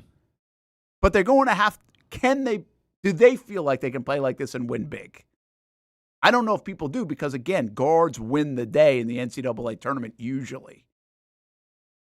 But at the end of the day, I mean, Boogie Flan put up 15 in that game. And had 8 steals. So he impacted the basketball game. He had a huge impact on the game. And even though he was 0 of 1 from 3. And if they think that they can just drive and kick or drive and dish, and the only kicks can be to Klavjar, and he hits 3 a game, well, they probably feel like they're going to be in pretty good shape. He hits 3, hits 1 or 2, Xavier Lee might hit 1, and then you're good. Yeah. Yeah, Boogie Flan's hot and cold. I mean, listen, they are hot and cold as guards. They can be very good. They can be very good. But my point is, I think Todd Golden can just be like, we're not going to find out if they're going to be good today or not. I mean, if it works out that they're good and they can hit a few threes, great. Mm-hmm. But let's play this way. And, of course, Condon played really well, and he hadn't really been filling it up. So, I don't know. Maybe it's just a matchup thing. Maybe it was a whole deal with Alabama and, the stuff that was going on leading into that game. But I think we just look, hey, Florida's really good. And I had people a couple weeks ago telling me they weren't going to make the tournament. Yeah, it's ridiculous. I think they might win the national championship. Now, Arizona's really good. There are other teams really good. I think they said it in the broadcast, and they said it right. Like Auburn, Florida, a couple other teams, I can't remember exactly now, were pulled away from the pack last year. Maybe it was UConn. And they pulled away from everybody else. There are more like a dozen teams that are good this year, which creates more wide open space. Like Arizona's really good. Arizona beat Florida. Arizona can match up with Florida. Mm-hmm. But outside of that, who else would you take? I mean, Michigan's been really good. I would take Florida over Michigan right now, though. I know Michigan's been good. I'd still take them. And I just feel like we take it for granted right now all of a sudden that Florida's really good and they're just going to do this. They won a basketball game by 23, and again, a good SEC, with 3 3-pointers and turned it over twice. Yeah. Like, you can't play in practice that clean. You really can't. So, and I'm not predicting they're going to do that every game. I just think it changes the way I look at them because they can play at that pace, hold on to the basketball, and they don't need the 3 to score 100 points. Everybody needs 3-pointers to score 100 points these days. Mm-hmm. They don't. So, I think they just, to me, in an outing like that, become. They'd already been playing really well the last few weeks, but they become as dangerous as they've been. And I thought they were going to have to hit like 8 threes in a game or 12 threes in a game to say, oh, they're unbeatable if they do that, which they might be. But they showed like they don't even need to do that. You score 100 points, you're going to win. Because they can play defense. Like UNF has to score 100 points to win because they just can't play defense, which, by the way, I also think is amazing. And we'll have Talent Talk tomorrow at 2 o'clock. Talk a little Ospreys basketball here on the network. Also going to talk a little softball, too. I'm going to catch up with Jeff Conrad, actually, today because they'll be practicing during our show tomorrow on the network. I think it's amazing that UNF, they had 11 points returning, and they fill it up to score like 90 a game. Yeah, their offense is insane. Like, I don't think it's easy to score the basketball like that. You just don't find 80 points coming into your program. You got to score a certain amount of points. But the fact that they are scoring it like they are scoring it, to me, is amazing. And the two guys, again, I'll keep saying it, UNF's record is not good. Their defense is not good enough. It's just not good. I mean, they're like the worst defense in America. And you can't win basketball games if your defense is that bad. But they are fun as hell to watch. And Kent Jackson had 32, and Cameron Oriole had 35. Jackson's like the 6th most prolific three-point shooter in the country right now. And Orioles dropping 30 points a game the last 2 weeks. And he's already averaging like 20-something a game. He's averaging 21. So, I mean, again, it's a fun watch. You know, they're about to hit the road for a little bit, but the ASUN tournament's going to be in Jacksonville. And I would suggest this. I don't think anybody wants to play UNF because you know they can drop 90 on you, no problem. And if the ball's not going in the bucket for you that day, although most teams against UNF it seems to for teams, you're out. Yeah. So they're a team, I think, that in the ASUN tournament here in Jacksonville could do some things because of the way they score. They're that dangerous if they can just find an inkling of defense way or hope somebody gets cold in a week. But I think there's some fun college basketball going on right now. And the Gators are really fun to watch. That place was right. Did you see any of that game yesterday? Did you turn it on? No, I wasn't. I watched the highlights. Yeah, the place was loud. Yeah. Like coming up over the TV loud. And Stewart was there, so we had some reports last night from Action Sports Jax Primetime. But, I mean, it is a hell of a home court. People are excited about Gator basketball. And, man, did they put it on them. They've got some impressive wins over these last few weeks. And I think they're the team to beat in the SEC. And that goes 3 weeks ago. People were like, I don't know if they're even going to make the tournament. Let's hit a break. When we come back, I will talk my tennis topic. Got to get to it. Did you watch any of the tennis? No. You're not a tennis fan? It's not that I'm not a fan. It was down on the pecking order, and I didn't really watch a whole lot of TV. Well, it's hard to watch it, by the way, at 3 o'clock in the morning. Well, like, that's the other thing you forget about it because of Australia. Punxsutawney Phil did not see his shadow, right?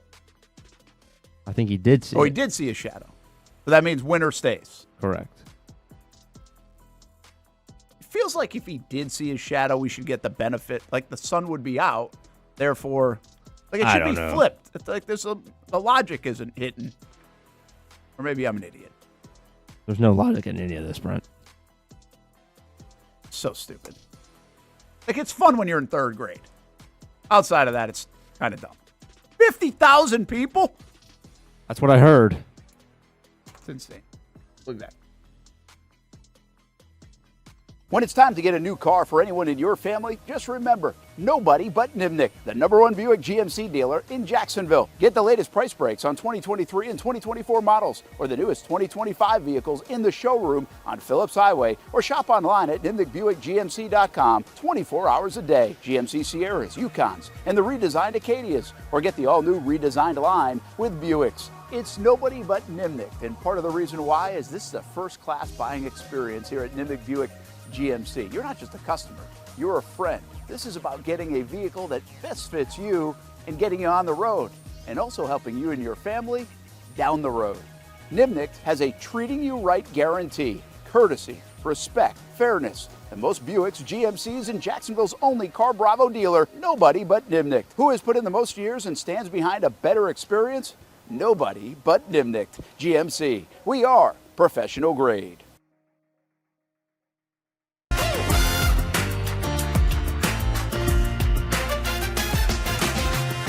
Empower a future, inspire a dream.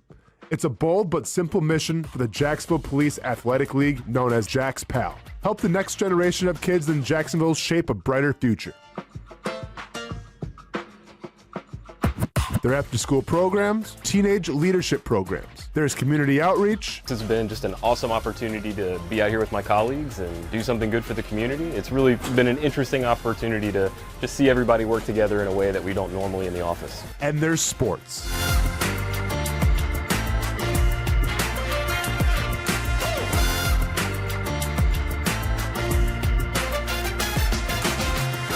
There are also ways you can help the next generation with a donation of any kind. Just visit jaxpal.org to get more information. Empower a future, inspire a dream with Jax PAL.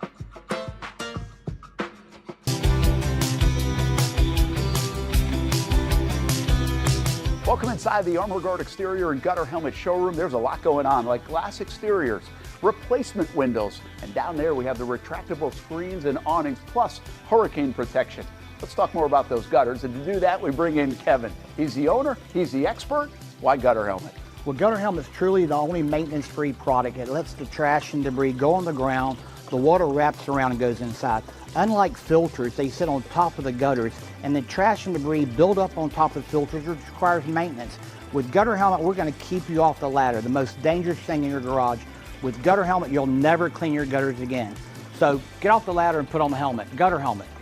Get a free estimate at gutterhelmetofnorthflorida.com. You can also call 904-762-7779 or visit the showroom on St. John's Bluff Road in Jacksonville.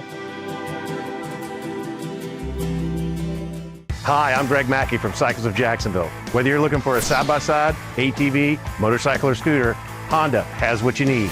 The Honda Talon. Ultimate performance meets family-friendly fun. Prices starting at $363 a month. Or the sporty Honda CBR 650 starting at an affordable $204 a month.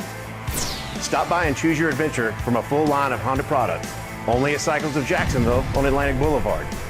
Family owned and operated since 1983. Hello, I'm Kenny Lay of Kenny Lay & Associates. Since 2003, our firm has fought exclusively for the rights of men in family law. Divorce, modification of child support, alimony, custody, and more, all for men. A father is vitally important to a child's life, and being a man is not a reason to pay more in child support or alimony. I'm a single father. I get it. If you have a divorce or other family law issue, contact Kenny Lay & Associates at divorcemenonly.com. CGC Water Treatment and Plumbing is taking their 75-plus years of expertise and expanding to CGC Home Services. Water treatment and plumbing is still a big part of what they do, and now they can do even more for you. Home services like kitchen and bathroom remodeling, showers, sinks, faucets, toilet repair, backflow testing, and the list keeps going. Find all they can do at cgchomeservices.com or give them a call, 904-298-7052. It's a new look and a new name with the same expertise. They've been serving homes like yours since 1946. CGC Home Services, right here in Jacksonville, off St. John's Bluff Road, 904-298-7052. And visit cgchomeservices.com. Florida license number CFC 1432579. Welcome back to the Brent and Austen Show, streaming on the Action Sports Jacks 24/7 network. Oh, yeah, give us your 2 cents on the Royal Rumble, because somebody else said Royal Rumble was great. Who? Somebody on Twitter, I think they said Rumble was good. Sorry, Oscar says Rumble was good. In the chat? It was on Twitter. I got it. I don't know if it in the Dude, it was pathetic. No surprises whatsoever. One of the kings of the business. Brent, let me paint this picture for you. Brock Lesnar is one of the kings of the business. Yeah. He's like the baddest dude. Like Yeah. he could eat every contestant in this whole thing. So in their main event, there's 30 people in the match. 30. And Brock Lesnar, the king, gets thrown out and eliminated while the entire stadium is turned the other way, dancing at another clown who's just coming out to his music. He's very popular. But 1 of 30, 29 out of 30, and every contestant in this particular match for the entire history of this type of match have come down to the ring in the same way. But this guy, because he thinks he's got this whole shtick, which he does, it's very popular, don't want to take it away from him, wants to come out from the crowd. So the baddest dude in the business gets thrown out like some jobber, like some idiot. Just anyone. Yeah. Yeah. While literally the crowd is not even looking at the ring. And as soon as he gets thrown out, they cut right back to everybody dancing. So they missed it. Missed. So that was the worst part. Oh, they missed. So this is what I said. I said this to Austin, too, though. Okay, so you have how many bad events does it take for you to be like, I'm out, I don't care? People are like that. People are like, hey, it's a bad movie, that sucked. Bad song, bad album, that sucked. I'm out. Like, why isn't wrestling like that? Because I feel like you guys have said this. Like, I don't feel like wrestling has hit a real banger, if you will, for a bit. I feel like you guys come in and you're like, it was okay. It was okay. Everybody wants Triple H out as the head honcho. So is that part of it? That's what a lot of people want. Yeah. Or is it the whole, remember we've always talked about like TKO part of that? Is it they don't get it? So are they missing? Nah, I don't think it's that. Right, that's TKO that owns it, I think. Is that right? I don't know. Total knockout. Yeah, but I mean, when they sold it, some of this coincides with that. Yeah, I don't know. But then like that last year or wherever else, like WWE was on a hot streak. I don't know when the timing is, but in this show over the last couple of years, it's been on a hot streak, and now it feels like recently it's been on a cool streak. But I don't know what that means. Like that's the thing. Like if I don't, I get what Austin said. Like the casual isn't jumping in. But I'm not really sure how many casuals jump into wrestling anyway. I mean, I was kind of I was a big fan when I was a kid, but I probably went 4 or 5 years without really. I watched WrestleMania and that was it. Yeah. So anyway, yeah, I'm kind of fascinated by that world. Like I'm looking forward to Monday Night Raw tonight because I just want to see how they're going to explain it, like resolve it. Well, that's the thing. Like how it's like a bad outing, right? Yeah. For your baseball team or whoever else. Like how do you rebound? Right. And maybe they're really good at rebounding. Like maybe when's WrestleMania? April. Maybe it'll be unbelievable. Well, yeah, it doesn't seem like it's going to be unbelievable because a lot of the storylines aren't there to be. Yeah. Well, we'll see. Or maybe it's just a bad cycle. Like right now, we're talking about the Super Bowl. Like, hey, it's okay, but it's not crazy headlines. It still can be good, but it's not unbelievable. It's not super hyped up. Yet we're all going to watch it. That's an unbelievable deal now when you can get that, and everybody still watches it. Like, even though they're not super happy with it. That's a product. Well, I wonder how much of it, real quick before we get to tennis, is like if the storyline sucked back in the day, you might have a large percentage of people who wouldn't buy the pay-per-view. Now you don't really have to worry about it. Now you don't have to worry about that. I'm not spending any extra money or effort to watch or not watch, other than the time, obviously. Well, that's a good win. And I would say this about like Paramount Plus, right? They just did the whole UFC. Right. And people are raving about that because now they feel like they're not getting swindled. When you're paying for it, you're like, I have my expectations go up. Now, you're paying for it anyway, but it's monthly and it's coming out of your credit card. You don't really notice it as much. Yeah. But if you're actually like, I'm paying this for tonight. Exclusively for this. And it doesn't come out good, well, or you're way more judgmental of that, I guess. I cannot believe we used to pay $60 a month for those things. Like, as a society. For what, the pay-per-view? Yeah. Yeah, it's amazing. Like 10 years ago, like legitimately, like when I was like in middle school, like my buddy would always buy it. Like he would save all his money and buy it. And I'm like, dude, that's like $100 now in today's money. Yeah. Like $100, what, every 6 weeks? Every 2 months? Yeah. That's a lot, man. Elphonic, I feel you, man. That's really where I was going with this today. And I'm not trying to downplay the Super Bowl. I'm just saying I think like we automatically watch it, and it's like I'm not excited about it. I'm not excited about it. I mean, I do this for a living. I should be excited. I should try to sell you that I'm excited about the Super Bowl. Now, if it was on CBS and Fox, maybe I would tell you a little more. I don't know. But I'm not. Like, I'm really not. And I don't need to because millions and millions and millions and millions are going to watch. Yeah. And maybe it's a great game. And that's it. And that's really what we want at the end of the day. We don't need the hype train if it's a great game. It might be a great game. Give me a one-score game. I think it's going to be a good game. But I can't tell you I'm jacked up. I'm like, I can't wait till Sunday. That's not it. And that's kind of weird. Like, that's a weird thing. Like, I don't think that's a good thing for the NFL. Mm-hmm. That you're not super excited to watch. Like, there are people that are going to tweet out because they cover this for a living or they're there, like, that this is the greatest thing going. It's not. I've been to them. And I've been, like, this year is not the one. And that's okay. It's nobody's fault. But we all want to say, like, this is the best, or this is the best, or this is the best. Well, it's not the best. This is not the best looking into it. It could come out on the other side of the great game. I've said this in the playoffs. The best football game of the last 3 weeks was Indiana-Miami. And I'm not a college football, like you might be a college football truther. Yeah. Where you're like, hey, college football, better than the NFL. Like, okay, no, it's not. But there's a segment that just loves college football that believes that. I believed it for literally up until like 18 months ago. Yeah, and you're not alone in that camp. It's just, but this time, this go-around, in terms of the quality of games and everything else, I thought that Indiana-Miami game was the best game of the last month. Mm-hmm. And by the way, like, it doesn't mean I'm not going to watch sports ever again or watch games. Just saying that's the reality, and that's okay. A couple of observations. When did we get the Action Sports Jacks 24/7 logo and the monitor behind you? Stuart. I like that. Yeah. Good work, Stuart. Yep. That's what I like about Stuart. Figure those things out. You going to put one in the up TV too, whatever that is? That's on our channel. Oh, it was in the other channel? Yep. I like that, Weber. So good you can work. watch See? Action News Jackson. Good News. quality control, Weber. We're working on that. I wanted to say this one, Jack. Thought probably could evolve it a little bit more tomorrow.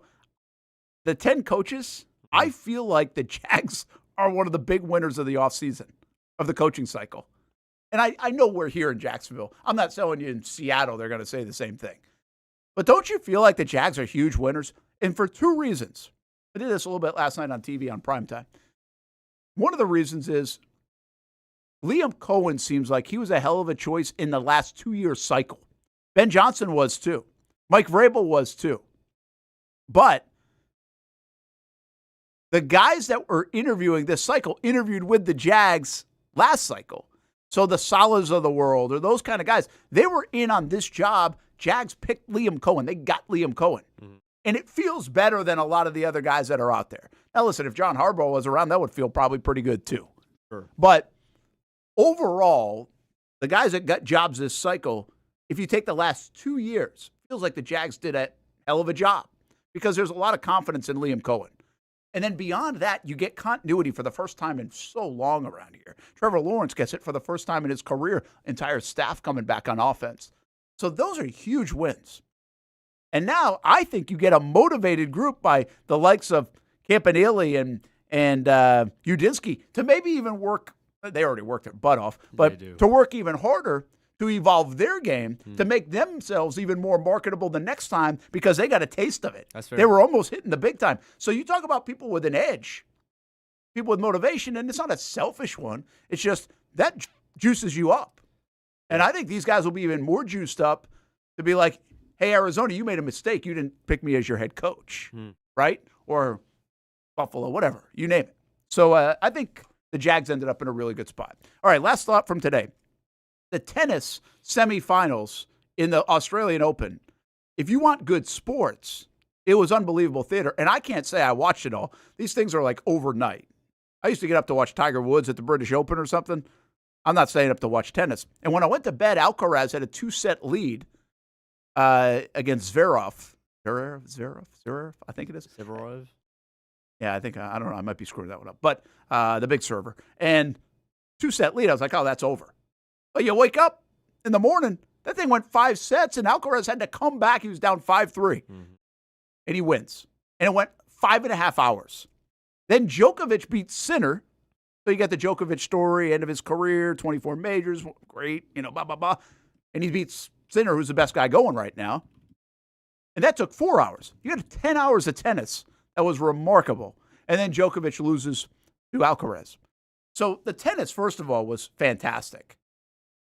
I also think, it's such a classy sport. Like the golfers sometimes come off as, I don't know, maybe country club people. Yeah. Tennis is a country club sport.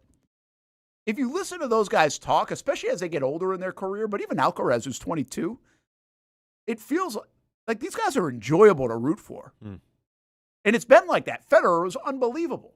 Now, it wasn't always like that because you had other guys that their personalities were a little different emotionally for you, whether you like them or not. And that's okay. But I just I was so caught up in how revered and classy they were, wins and losses. Like all these guys in the semifinals, the appreciation for the moment, or how good the tennis was, even if some things they didn't like and go their way. It was really kind of cool to see. I don't think we see that in sports all the time, and you kind of appreciate it when you do, especially when you see a good loser. It's so easy to be a sore loser, and I'd be there with them. But it's kind of cool when you see a good loser. The other part of this is tennis the easiest sport to replace the GOAT? Men's tennis.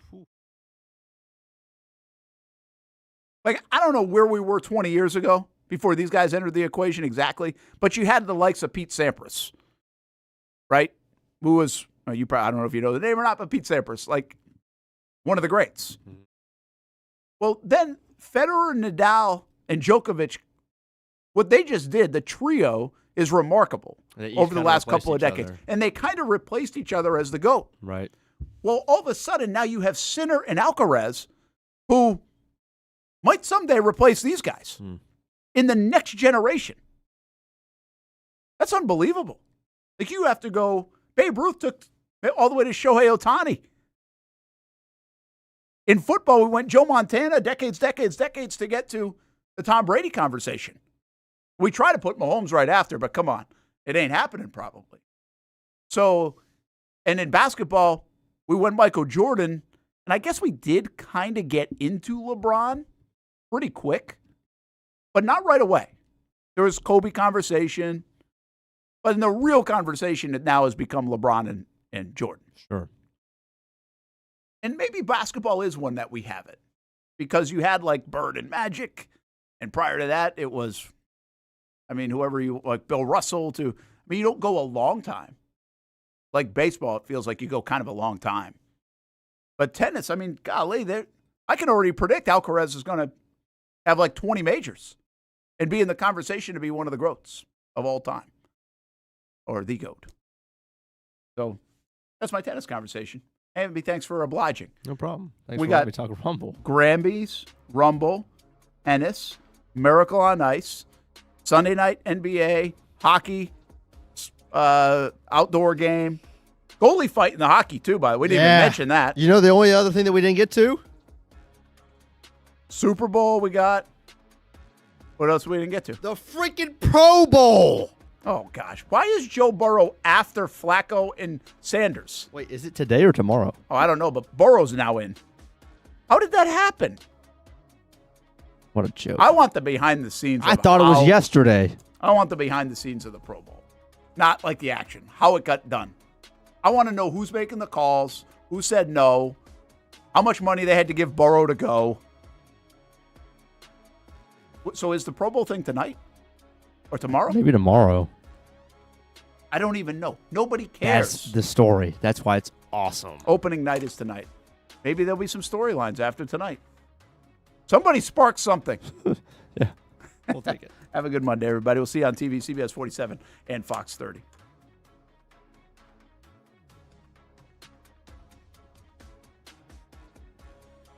Most of us know how to throw.